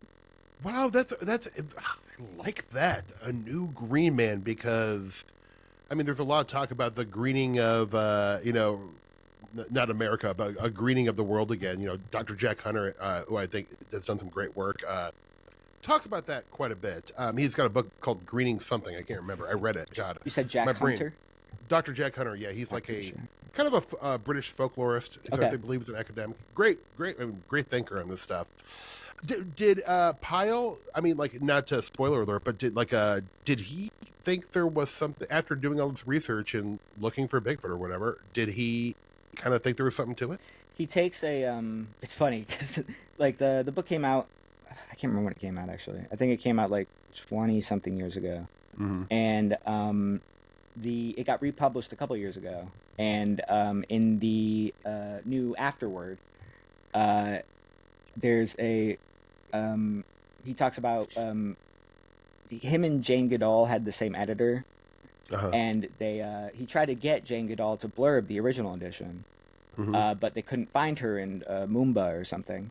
So she wasn't able to, and then like in the afterword, he writes about meeting her at this event, and he asked if she read it, and she was like, "Yeah, I liked it very much, but I don't know why you were so circumspect. To me, the evidence seems overwhelming." Yeah. Jane Goodall. I know. Well, I mean, you can find her YouTube, Jim Goodall, Bigfoot, and she is like actually, I believe her. Yeah, 100%. Yeah. So and she knows a thing or two. She knows a thing or two. Like she does not mince words about it either. She's very upfront about it when asked. Right. Well, so obviously, while Bigfoot has been, really has had its, time in the sun, I'd say the last decade, there is a cryptid that seems to be really having a moment in the last 18 months, and that is Dogman. And I know Michigan is, if not the biggest dog. Well, there's Wisconsin, obviously, because Beast of Prey Road, and Kentucky's got some stuff. But Michigan and Dogman, I mean, like they're running mates. Yeah, they're close. So what do you know about Michigan Dogman? A few things. I'm gonna pee first. Yeah, go ahead. I'll talk about cooking. All right, I'll be right back. Okay. So, folks, look, here's the reality situation. We get busy early in the week, Monday, Tuesdays. Who has time to cook? But what I like to do on a Sunday after I've, spent some time outside, walking around, looking for UFOs, communing with the Fae, is it's my version of meal prepping. And I will make something wonderfully delicious, but I'll make quite a bit of it so my wife and I can enjoy it for a few days. So this weekend, I decided, hey, I'm going to make some wonderful chicken tinga tacos. So I roasted a chicken. I do 425 olive oil, salt, and pepper. If you do 425 for 1 hour and 40 minutes, it is actually perfect. And that is the Enoch Garten way, very French style way. You can trust the legs and the thigh and the wings if you want. I don't always do that because I'm lazy. But anyways, so I made my tinga sauce, which is adobo peppers, garlic, onion, a few raw tomatoes, blend that up, cook down the sauce a little bit so it all blends in, add your chicken. But also what I'm doing is the night before I soaked, maybe half a pound of black beans. Then I throw in a half an onion, some garlic. You don't even have to peel the garlic. You just throw it in there. And that gives it maybe a touch of cumin, if you want. And then I'll make the beans. And if you soak beans overnight, first off, dry beans, folks, are significantly cheaper. They're better for you, and they taste there's a night and day difference for me. I'm a big beans guy. But anyway, so I did that, and then I made a Mexican rice in my Instant Pot. And I could, if anyone wants a recipe, hit me up. But it was the best Mexican rice I'd ever made. So I have those things. I also made salsa, and it was a green salsa. It was wonderful. But I have all these things that I can just kind of pluck away. So we ate that. Gosh, we ate it Saturday night, Sunday night, last night, and I just finished the last bit for lunch. But that was a lot of meals for not a lot of money. And let me tell you, it was delicious every time. Indian food is another thing you can choose to make. Make like a nice chicken marsala or an aloo gobi. Make a lot of it, and then you have some wonderful meals that you genuinely look forward to for the next couple of days, because I have a hard time. It's like, I don't know what I'm going to have for dinner. Maybe I'll just have some chicken fingers from the freezer. That kind of bums me out. Dinner for me is the carrot on the stick to work hard during the day, get my stuff done, try to be an upstanding citizen. If I know I have a good, warm, hot, beautiful dinner, I perform better during the day. That's just me. I'm a very food-based person. Another thing you can do is you can make a baked ziti, which is, you make a baked ziti and you can eat off that for days. Okay, great. Brad's back. So I was just giving the folks some suggestions of meal prepping stuff. Ziti? Yeah, you make a very large baked ziti. You can eat off that for a few days. It's genuinely wonderful. You'll be excited every time. Trust me. Okay, so we're going to move on to... the thing is, I know not everyone's seen Twin Peaks. Oh, actually, before we do that, we were about ready to talk about Michigan Dogman. Yeah. And you have a couple things to say about that. I have a couple things Tell me your feelings on Michigan Dogman or Dogman in general, please. First off, answer this, what you think. The first question I would have for you is, why do you think either A, people are seeing Dogman a lot more, or Dogman there's this deep fascination with it all of a sudden? The all of a sudden thing, I think it's because of Otherworld podcast. Okay. Maybe. Which is I love, by the way. Mm-hmm. Have you listened to it?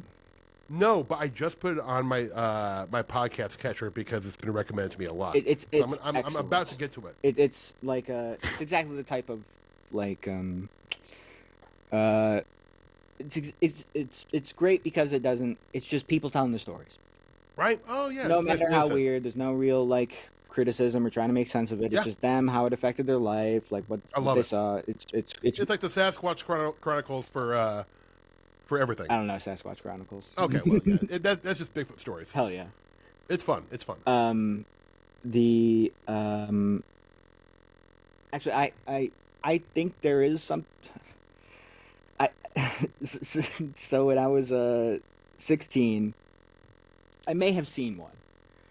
Okay, my God, I love this. It's not a dramatic story, but like it left an impact on me. So Okay. when I was a teenager, I was doing a lot of OxyContin. Mm-hmm.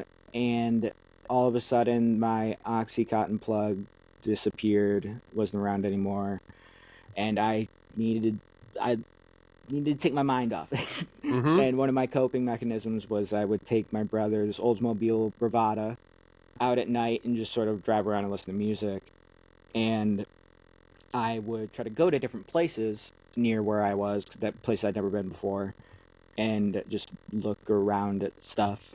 And I was like 25 minutes northeast of me this one night, and I was driving down a dirt road with like a big like cornfield on one side, my right side, and then like a tree line on my left side. And there was a dog like walking down the side of the road, and like a big dog, like a big gray black dog, like up to I'm 5'9", up to my waist probably, maybe a little bigger. And it was just walking on the side of the road, just on my left side, walking forward.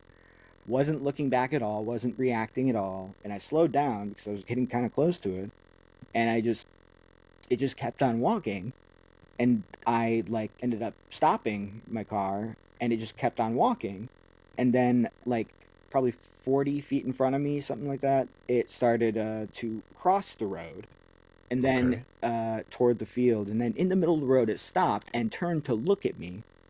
And it just had these eyes, man. It just had these eyes that, like, it was clearly, like, it was, like, sizing me up. Like, in a way that it was thinking. Yeah. In a way that, like, normal dogs don't. It was so calm and composed, and, I don't know, the eyes windows to the soul thing. Like, it was just so clear that it was not a normal dog. Right. And then it's,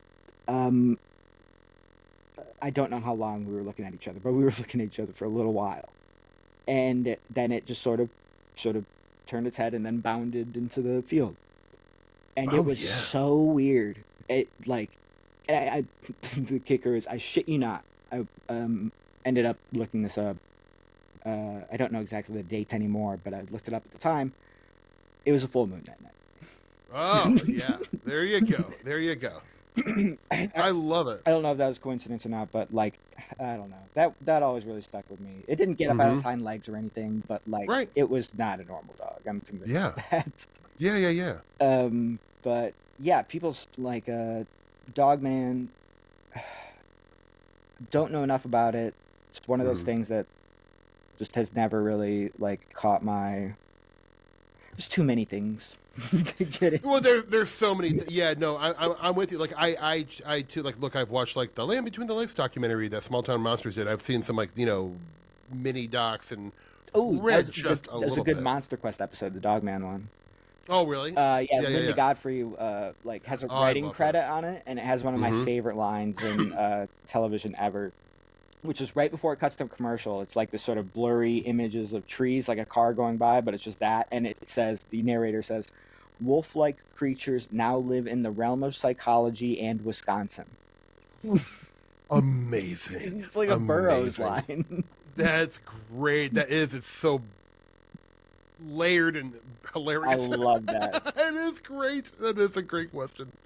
But I mean, like there is like but Dogman is a thing that is reported with I don't know if frequent is the right word, but like it's one of the states like Wisconsin and Kentucky that has quite a few. Am I right about that? Going back for quite a while too. Like Yeah. I know that like a lot of people think that, on the more skeptical side, say that the guy who did that one song on the radio, there was a guy who did a song on the radio. Werewolf of London? No, not Warren Zevon. Warren Zevon? I do love Warren Zevon. Yeah. That's a fun song. That's a fun song. Yeah, he's one of the best to ever do it. But yeah, there was a guy in Michigan who like was a radio station DJ, or like a what do you call it? Fucking the guy who talks on the DJ. radio. DJ, yeah, you're right. And he did like I think it was for April Fools. They did a song about like kind of in Warren Zevon like style, where it was just like stories. I can't remember the guy's name, but it was like an April Fool's thing, and it was just like a few verses, and it was just like about a logger who saw this dog man, and then somebody else who saw this dog creature, and a lot of people credit that with it being the origination of the whole myth or whatever, but that's not true. That's just when people started to, like, he said that for forever after that, he was just getting calls from people saying that, telling him their story about having seen the fucking dog man. Right. That's just where it started to like burst into the public sphere, when tons of people had these dogman experiences prior to that. Yeah. No, Going back the quite a long lore. ways. Yeah, the lore of the Dogman is probably as old as Bigfoot. Maybe, I don't know. I mean, it's old though. Yeah. It is old.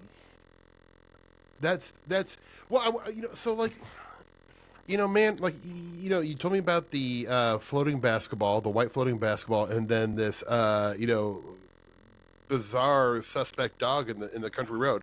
Have you had any other experiences that you'd be willing to share? Yes, I would, but it might take a while. That's okay. We love it. So you know how when a lot of people started getting into UFOs in 2017? Yeah. Terrible time to get into UFOs. I'm kidding. When, like, after chronologically, I stole the Nick Pope book, was doing high school stuff, playing college tennis this whole time, high school tennis this whole time, and then I'm in the Army too. Then I'm going to college and playing college tennis, and the UFO thing was on the back burner.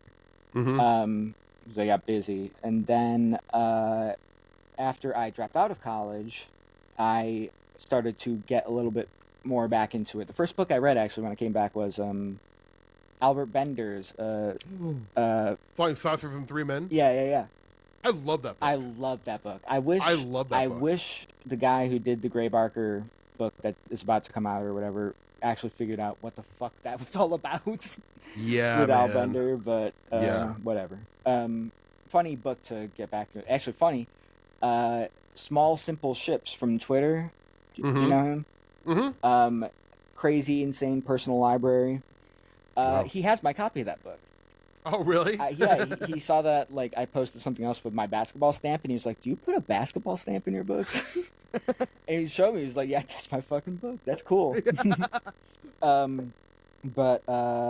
Yeah, so I on the back burner for a while, and then kind of get back into it after I dropped out of college in the mid-2010s, and in 2017, July 2017, I start having a very long...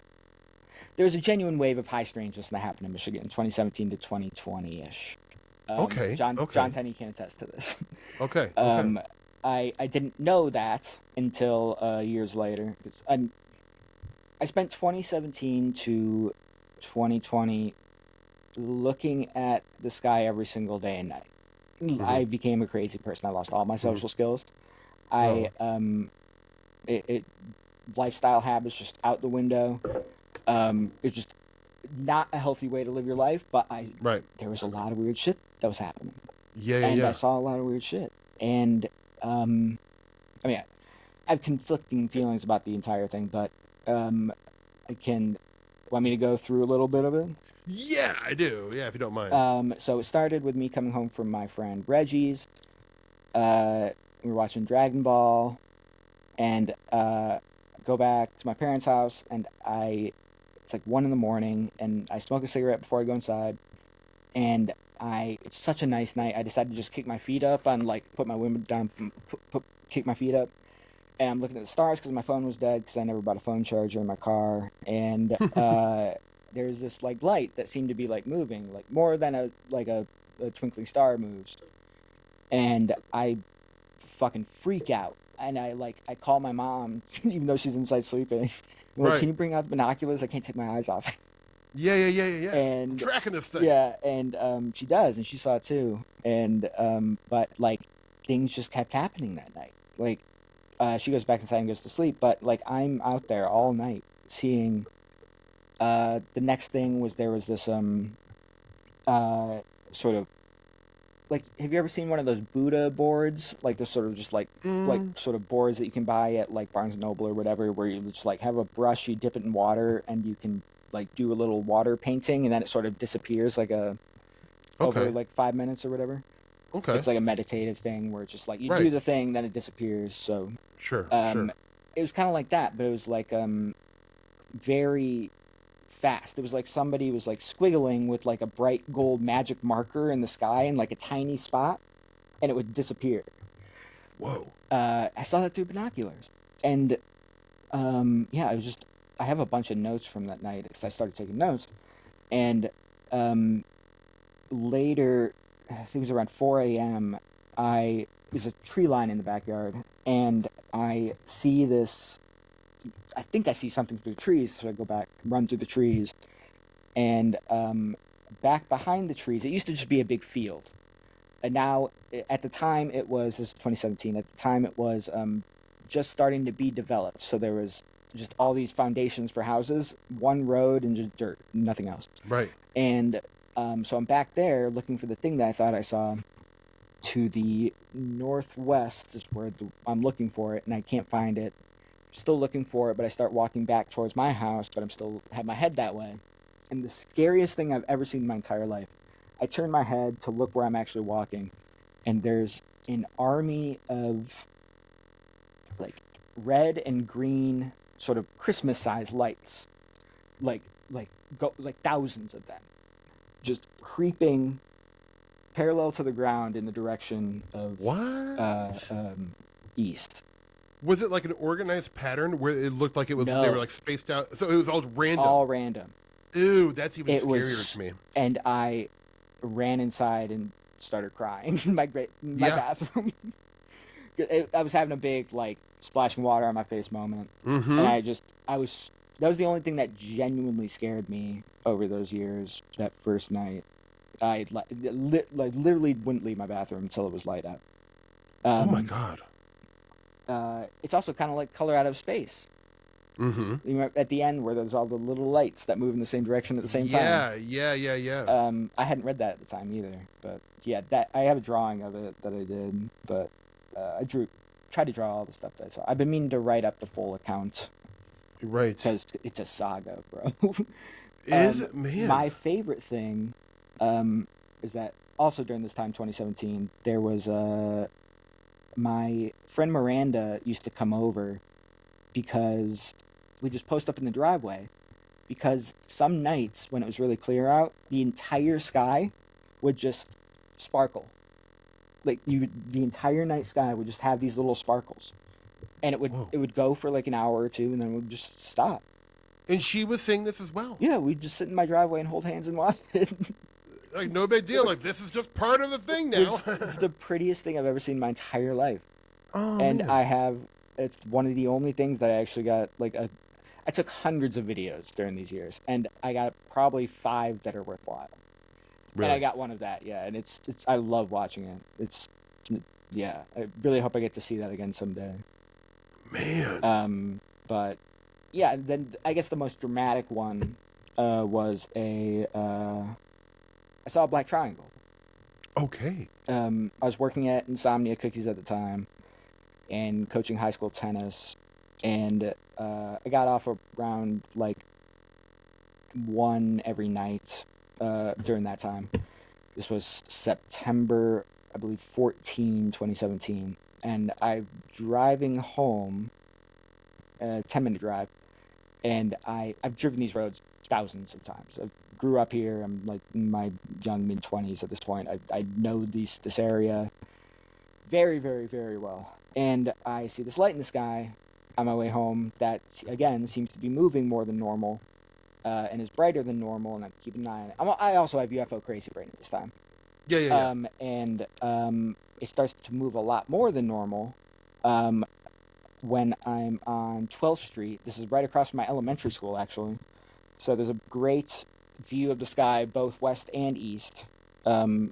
Just elementary school, cornfields surrounding it, and then highway, and then sort of WMU's engineering campus. And just great views of the sky both ways.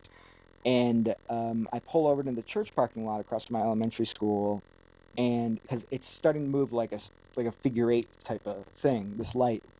And then I'm like, also conveniently, never bought a phone charger for my car. Sometimes those simple tasks are the hardest ones to achieve. Yes. And the light sort of gets approached by this sort of pulsing red light, not like blinking, but just like slowly pulsing. And the red light gets to the white figure-8ing light that had stopped moving, and then it doesn't loop back the way it came, but it just stops and then moves exactly the same way back the way it came, like just like that. And then the white light sort of swoops up and away and then down, and within like a few seconds is within 500 feet of me, and it's a black triangle. Whoa. And it's cruised right over the church and over the street. How big was it? My best guess, 50 feet, something like that. That is big. Okay, yeah. But yeah, white lights each point, one in the center, and it just cruised right over the church, like just a couple hundred feet off the ground, and over the street and over my elementary school, and I just watched it until I couldn't see anymore. And I just sat down in the parking lot for like 10 minutes. Which is how I know this actually happened to me, because I wouldn't have done that if I didn't actually see it. Because I'm starting to have questions about my sanity at this point a little bit, and the way I reacted to it made me remember that I actually did see this. Yeah.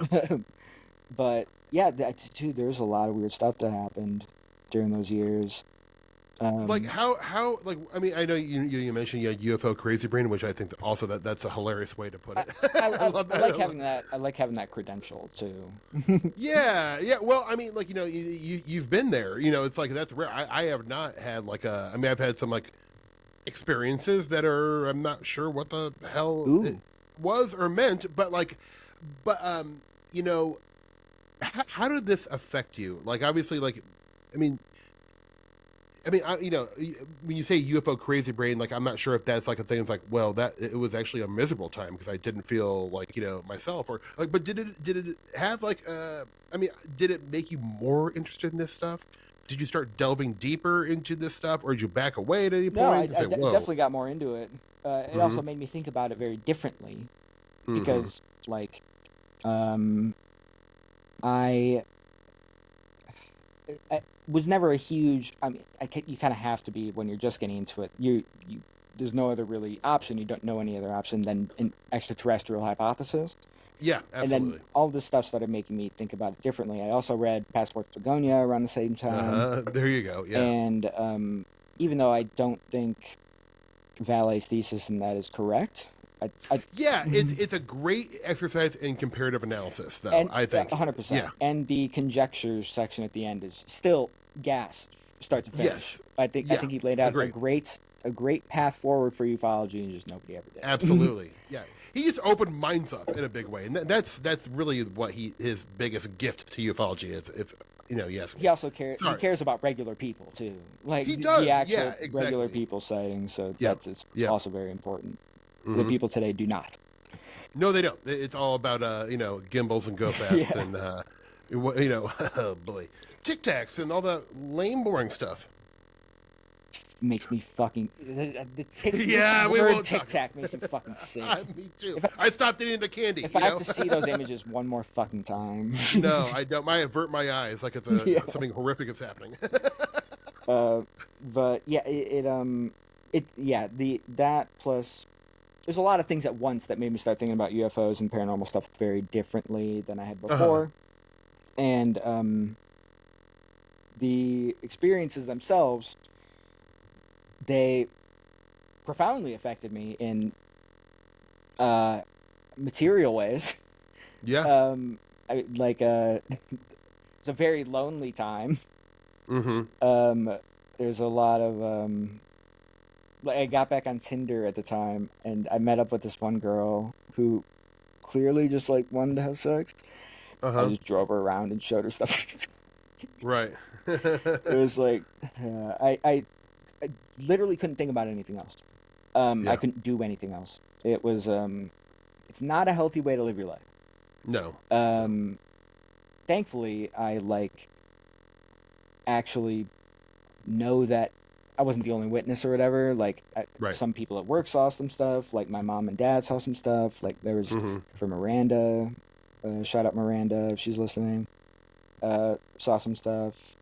And, yeah, I have that sort of, I guess, grounding. But, like, at the time, I was telling people that, like, when it stops, I don't know what I'm going to do. Yeah. And then it stopped. Yeah. Didn't know what to do. And I'm still kind of like in that I'm doing stuff now, but like I'm still kind of like like I said, I would imagine I'd have something resembling a career or something, but you're still a young man. Don't count anything out. I mean, yeah. You can have a career if that's what you desire, you know. No, I know. It's just it's very disruptive. Yeah, no, that's a good way. That's a good way of putting it. And like, gosh, I mean, you know, I've read so many UFO books and more than I care to admit, probably. But disruptive is a great word to use. There are some people who will witness something so unbelievably high strange, and they'll just kind of go, "Well, all right. Anyways, I got to go back to work." But then there is a lot of people who it definitely disrupts them, changes the course of their life. Like it becomes a filter through which they see everything, you know, and that is. I think, you know, and the thing is, like, obviously UFOs is a good example, but, like, I mean, there's people who get obsessed with music or a celebrity or basketball. Like, I mean, like, obsession can be a very positive thing, but then you can kind of cross the Rubicon to where it becomes kind of negative. Yeah. You got to be able to fucking talk to people like a normal person.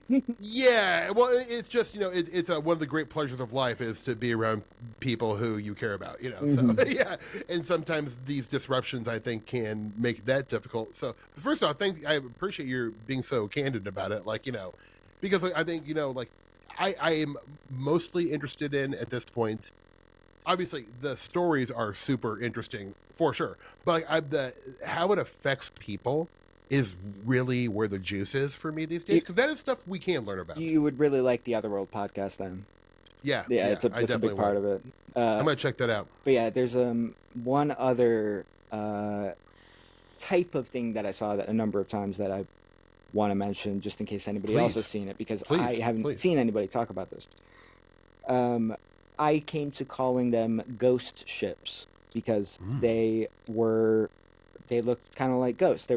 So it started with I was back behind Insomnia Cookies with my coworker whose name was Orion, funnily. Great. Amazing. And I was showing him drones in the distance, and I'm very open, like Tenny, very open about my weirdness. I was telling everybody at work about stuff. I'd drag them outside if there was something weird going on. And I was showing Orion, I think I was showing him some drones in the distance, and as a teaching lesson that like these are not UFOs. Right.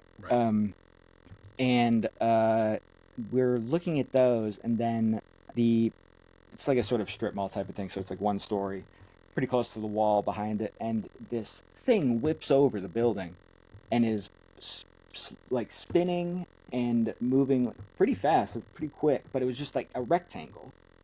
It was like a rectangle that was like, imagine like if you took fog and compressed it. Into like a small area. It was a rectangle of fog with these sort of dim orange lights, but I don't like calling them lights because they didn't emit light. Mm-hmm. And it just whipped over the building and was spinning, and you was translucent, and it just stopped and then just faded away, and it took like 2 seconds. Wow. And like, I can't remember which one of us was talking, but I was like, whoever it was stopped, and I was like, please tell me you saw that. And he saw it. Wow. And then I didn't see another one for a while, but I have drawings of these too. But the second one, I was in the exact same spot, slow night at work. I'm sitting again in my car, just with my feet up, smoking, looking out my giant Subaru moonroof, and the moon is to the bottom of my vision through the moonroof. And all of a sudden, I realized that part of the sky this is what I wrote in my notes at the time, because I couldn't figure out a better way to describe it. The part of the sky, like a small part, was just sort of twisting. Okay. And then a couple seconds later, I see another one of these like fucking ghost ships with like this small array of lights. But this time it looked more aerodynamic. It looked more like a paper airplane. Uh-huh. And it just went zoom, zoom, zoom, zoom, zigzagging through the sky, and disappeared after about 7 seconds. And then a few days after that, I'm getting home from work at around 2:45, and I'm walking inside, and above my house, this is the house that I lived in, like the 1-minute walk from the research library. Right.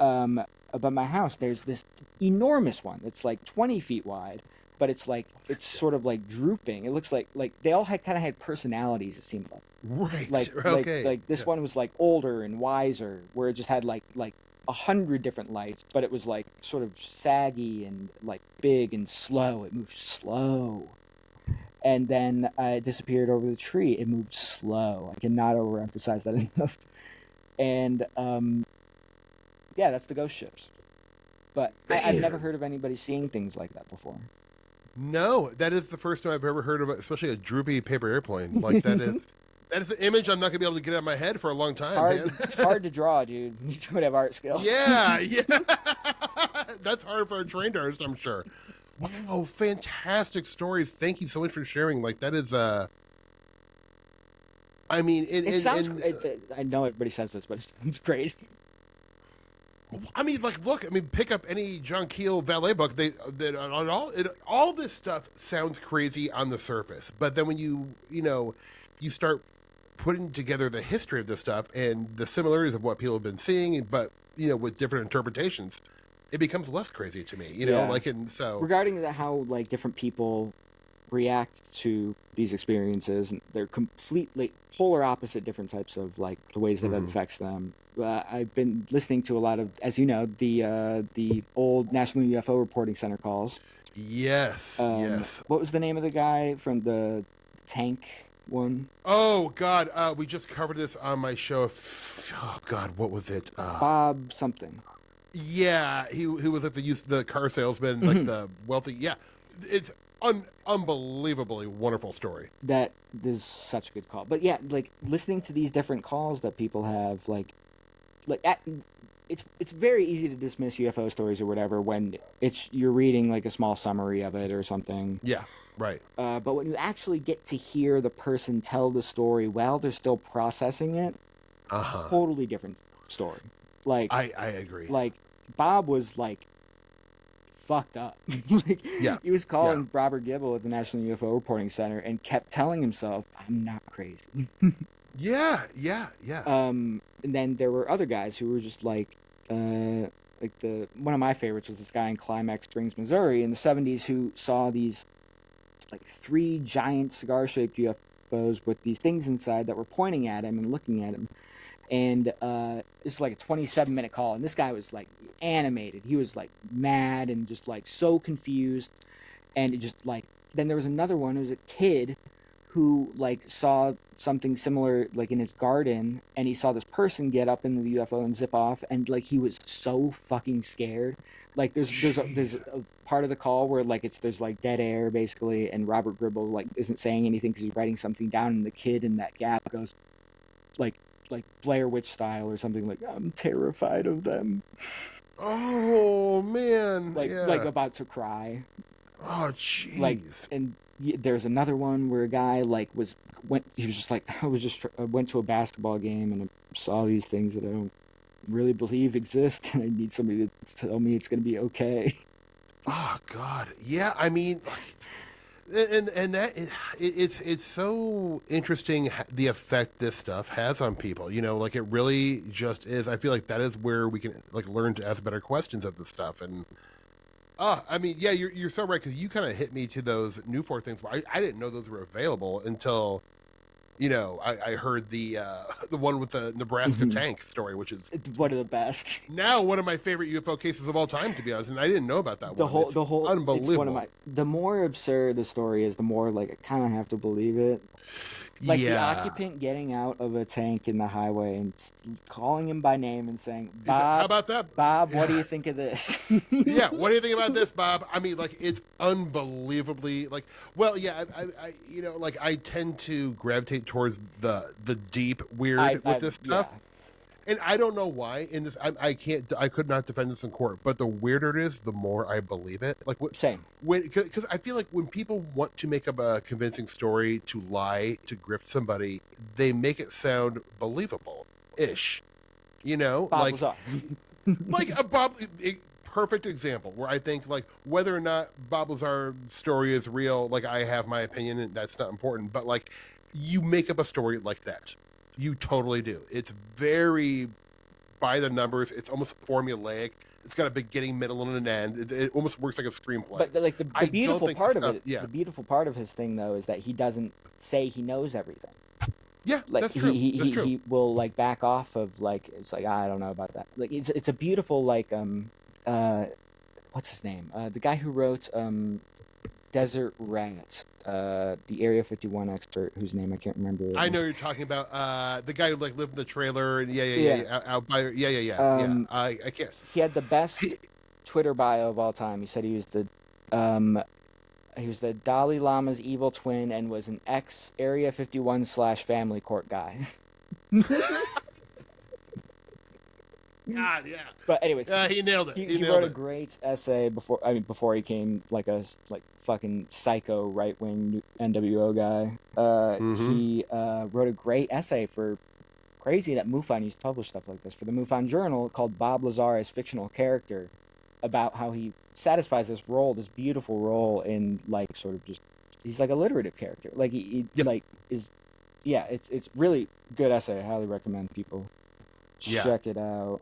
Yeah, and whether or not, like, honestly, like, Lazar's so part of the lore where I think it is important for newcomers to understand the Bob Lazar story, but, like, it doesn't mean it's, you know, the whole Area 51 thing, I feel like the answers have been made for me on that, if you, like, look into it. But as a kid, I mean, like, in the 80s, as a kid, you know, when Bob Lazar's story was coming out, I would like literally like run upstairs and grab my parents like, you gotta watch this. Why are we not talking about this? Like I was very credulous. Like I believed everything. And so I went from a like true believer, literally in every story I read, to so skeptical of everything. That's what I mean by a big learning curve. Yeah, a lot of people check out part of the journey. A lot of people check out there. They that's make right. the hyper overcorrection to like new atheist, super skeptic, and then they never move beyond that. I don't. That's not honest research in terms of like, like I'm a true believer. Then I find it. Yeah, I don't think it's an either or. Like I think it's real and it's not real. I don't know if I'm allowed to name drop the. Go ahead. Green Street. Yeah, he's one of those people. Yeah. He got into it like earnestly. Yeah. Hyper overcorrected, and now is like a fucking like absolute psycho. I mean, he's always been a New York Post shithead at the end of the day. But No, I know what you mean. But he got into it earnestly, kind of, and then put in some work, and then realized that most of it's bullshit, and then is never going to change his mind. Yeah. Even though which is terrible, quote unquote journalism. His investigative rigor was also very. The bar is so low. It's Skinwalker Ranch. Yeah. Right. I'm with you. And also, he's kind of like an example. Like, sorry, Stephen Greenstreet. He doesn't know who I am, so it's okay. But he, to me, like you kind of mentioned earlier, is the wrong kind of skeptic that is very prevalent nowadays. Where it's like, you can be a hyper skeptical of all this stuff, yet think there's something to it. And that's kind of where I fall, where maybe I'm not hyper skeptical, but I'm definitely like way more skeptical than the average UFO buff. And yet I think there's something to this stuff. Like I really do. Bring it full circle. This is one of the things that Marcello Truzzi, like, sort of, I mean, like, you know, Carl Sagan's, like, that popular line about, like, extraordinary claims require extraordinary evidence. Truzzi wrote that a year before. Oh, really? But talking about in the context of sort of, it was kind of flipped. It was kind of like in the context of like what he calls pseudo-skeptics claims. Because if you're a skeptic, you take an ambivalent position. You don't. Right. It's an agnostic position. You don't actually. Exactly right. Don't come up with a new explanation. And the people who do are called pseudo-skeptics. Which he says that the skeptics have actually gotten like a great sort of like leg up on everybody by claiming the term skeptic when actually they're pseudo-skeptics. That's exactly right, and there's a big difference because you're super right. Where because true they skeptic can't back up their claims. No, they can't. And I find the pseudo-skeptics very as boring as the true believers. You know, like it's they make me more mad sometimes. Yeah, me too. Because like, especially when it comes to people's experience, when they're shooting down and being so like ungentlemanly or like so like rude about people's experiences. Rude. To where I find that to be like one just on a human level so dark and like lame to do. It's like ethical. Ethical treatment of witnesses is a huge thing that needs to be discussed. Absolutely, I could not agree more. Oh my God, I've almost taken up 2 hours of your time. Bro, I got nothing going on. I know, but this has been so much fun. But before I let you go, I do want to talk about your phenomenal T-shirt country. One day it'll be your own country. No, your company. It's please talk to me about your T-shirts because I think they make me laugh really hard, and that's always great. And also, you tend to really like have a reverence for famous hoaxes, which I think is great too. Because like, I'm a big fan of like classic UFO hoaxes. I don't know why. I love them. I think they're very important. They're very instructive, and also they're fucking fun. They're fun. I totally agree. And fun should be a big part of all this. Yeah, good hoaxes. I have no problem with people who pull. I want to do one my own someday. Me too. It's on my bucket list. Same. But yeah, I'm doing one of mine right now. Polka dots. Yeah. It's beautiful. You can just it's a beautiful shirt. Go to Michael's and spend $5 and you can have polka dots on your clothes. God, man, I wish I had any skill. I don't, though. Yeah, that's the thing is that like 8 years ago or something, I found out that fabric paint existed, and I just started playing around with it, and ended up making it sort of a hobby. Great hobby to have during quarantine. Yeah, just coming home from work, doing a mindless, methodical thing, being able to sell it. Not huge markets for my shirts, believe it or not. Right, it's niche, but you know, all the best stuff is. I'm not compromising. I can't do it. I can't bring myself to do it. But I only make things that I would wear myself. And I just a couple years ago I realized that nobody was all merch in Weird World sucks. It's all terrible. It's like there's no graphic artist in the entire field. I'm not either, but like none of it looks good. Like I don't want to wear any of it, and that made me realize that I should do that. I should do that. I should make the stuff you want to wear. Yeah, I love it. You're taking it into your own hands. Exactly, and it's like I do most of this on my phone. Really? Yeah, it's like it just takes it took a while to like get the hang of like with like free apps for the most part.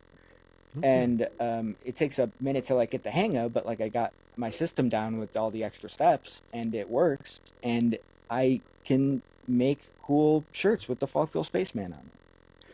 Yes. Which is beautiful. Yeah, that's one of my favorites. I also I know we're talking about hoaxes, but I don't think that one was a hoax. I think that was real. Yeah. I'm not gonna lie. That's a great case. But there's a bunch of old, vintage, sort of UFO shirts that I really liked, and I've been trying to revive some of them, just based on photos that I've seen. there's one from the MUFON 89 conference or symposium that I had to reverse engineer from scratch. I saw a photo of somebody wearing it in a mirror, somebody else taking the photo, so you can see the front and the back. But I recognized all the images, and I found all of them and was able to do some finagling with resolution and get them good enough to be able to look good on a printed t-shirt, and I just remade it. It takes a little time, but like it's I wanted it. Yeah, no, it's so cool. I mean, you have some of the shirts, I'll just throw out some highlights. Saucer Smear, which is a shout out to James Mosley, who I loved. Yeah, he was very cool. Loved Mosley. And then you have I mentioned the Howard Menger shirt, which I will be ordering today because that maybe is my favorite UFO photo. It's so great. It's so great. The Falkville, like you said, and then you have a beautiful Joe Symington Space Pancake one. I mean, the list goes on and on. Where can people find this? Can you please? That is bwp.threadless.com. Highly recommend going there. You're going to have some fun with your credit card because these are some real beauties there. And you even you dance around the parapolitical world too. There's something for everyone there. Oh yeah, that's part of my origin story I forgot to mention. After I stopped getting into UFOs when I was 19, I got, like I said, when I was in the Army, I read 2 books, and I was found out who Noam Chomsky was, and I was like, oh, fuck. Yeah. I have my Essential Chomsky book behind me, which Manufacturing Consent was one of those books that made me see the world pretty differently. Yeah, same. That's one of those books you can't unread. It just changes you forever. Yeah, so 100%. I do recommend it. It's great. It is good. So before I let you go, is there anything? What are you hot on right now? What are you later tonight when you have some free time and you're getting into the witching hour and you're doing your high strange weirdo research? What's catching your interest right now? I've been the Smithsonian. Oh yeah, you have a beef with the Smithsonian, don't you? Yeah, my friend Reed, he's got a beef with the Library of Congress. I've got one with the Smithsonian. I think Tanner. Okay. Can't remember what Tanner's and Emily's are, but we all got our own thing. Yeah. And I mean, the Smithsonian's a weird institution. It's neither public nor private. The way that it was created was just the dying whims of this really rich British guy who'd never even set foot in America, but he wanted an institute of higher learning for the diffusion of knowledge among men. Very vague instructions, and he left hundreds of thousands of gold sovereigns behind to make this happen. And somebody from the U.S. government had to go over on a ship and then bring back all these fucking gold coins. Wow. And the money was originally they blew the money because they were trying to figure out what to do exactly with this project, and they ended up doing some fucking stupid thing with bonds in Iowa or something, and then the bonds defaulted. Wow. Okay. But anyways, it got established, and it's mid 1800s, and it's the mid 1800s. A scientific institution is just going to be eugenicists and race scientists. Right. Slavery is still legal, and that's what it was. So then it turns out that one of the secretaries of the Smithsonian in the 50s, 60s was also on the board of the Human Ecology Fund, the notorious CIA front that funded MKUltra research. Whoa. Simultaneously, at the same time, he's the head of the Smithsonian and that. And there's always been the rumors about them hiding the big bones. The giants. I mean, you got to mention it's one of my favorite rumors. I don't think it's just a rumor, though. There's so fucking many articles that say this. Yeah, there is. I mean, 1900s. It's not just old. No, I mean, there's ones in the 1950s too. No, you're definitely right. It's very peculiar. You can't FOIA them. Yeah, really. It's not a public institution. Oh my god. It's neither public nor private. It's this weird in the middle thing that nothing else is. The current the woman who runs all the museums now was briefly the director of the CIA before Pompeo took over. Really? Yeah. There's just a revolving door between intelligence agencies, Wall Street, higher education, with Smithsonian leadership. It's fascinating. Yes. There's not a doubt in my mind there's a lot of secrets in there. Gore Vidal wrote a great novel, this psycho novel about doing the Manhattan Project in the basement of the Smithsonian, and they do time travel. Oh, wow. It's awesome. so much fun. I highly recommend it. It's called the Smithsonian Institution. Oh my God. I'm going to have you back on for a Smithsonian-centric show. Give me I don't know any give of me this like a stuff. year. Oh no, yeah. No, I think you're hot on something here. This is fun stuff. It's you should fascinating. write an essay. Yeah. Oh, I hope you're writing your notes down. Oh, I got this. plenty. Yeah.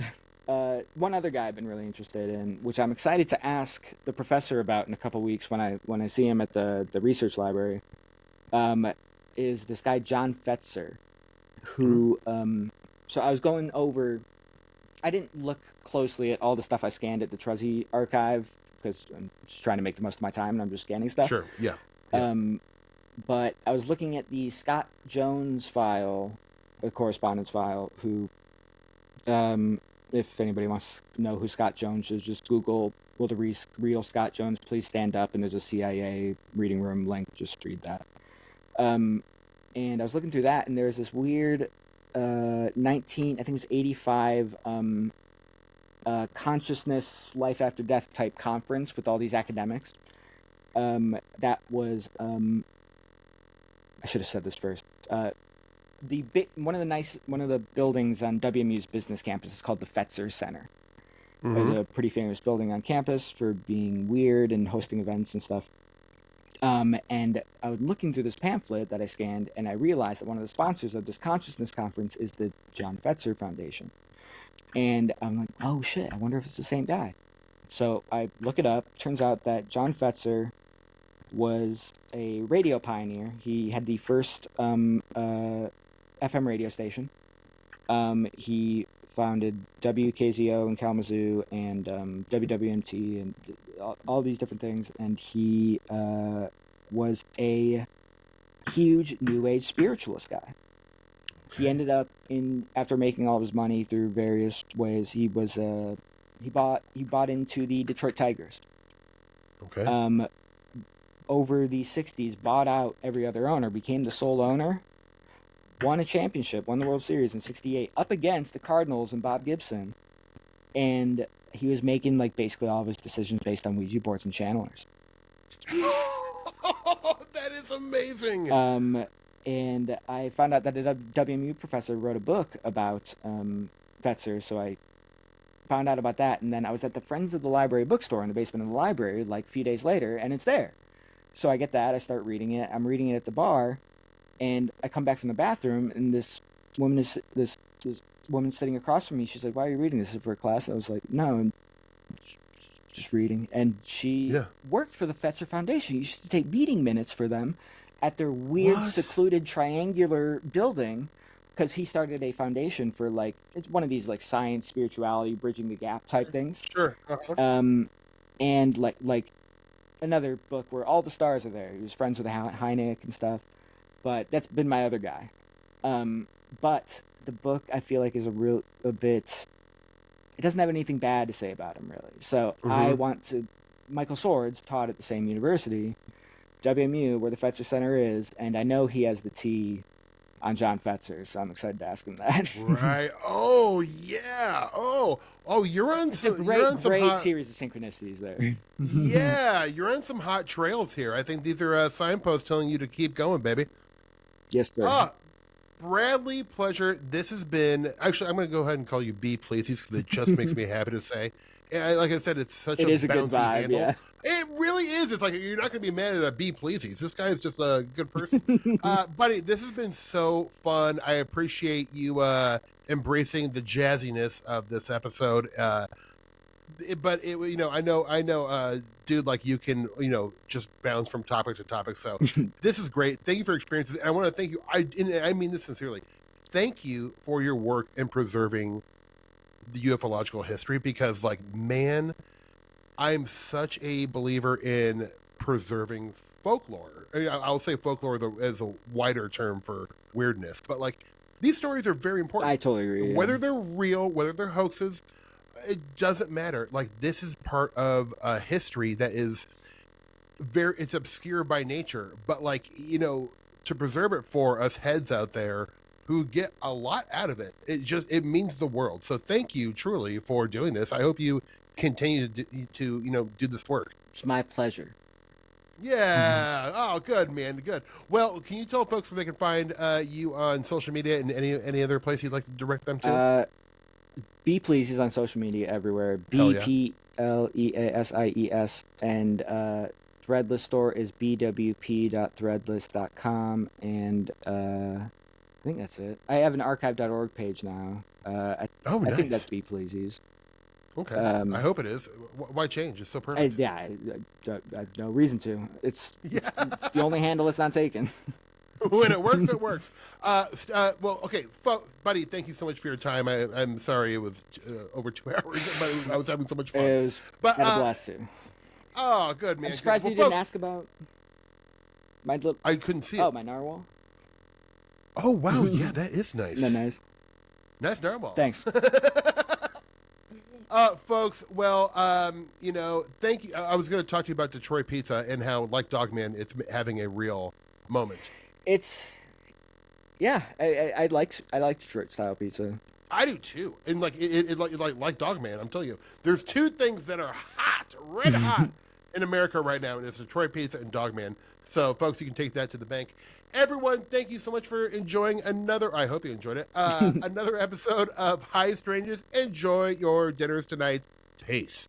I love that sign off. It's fun. It's fun.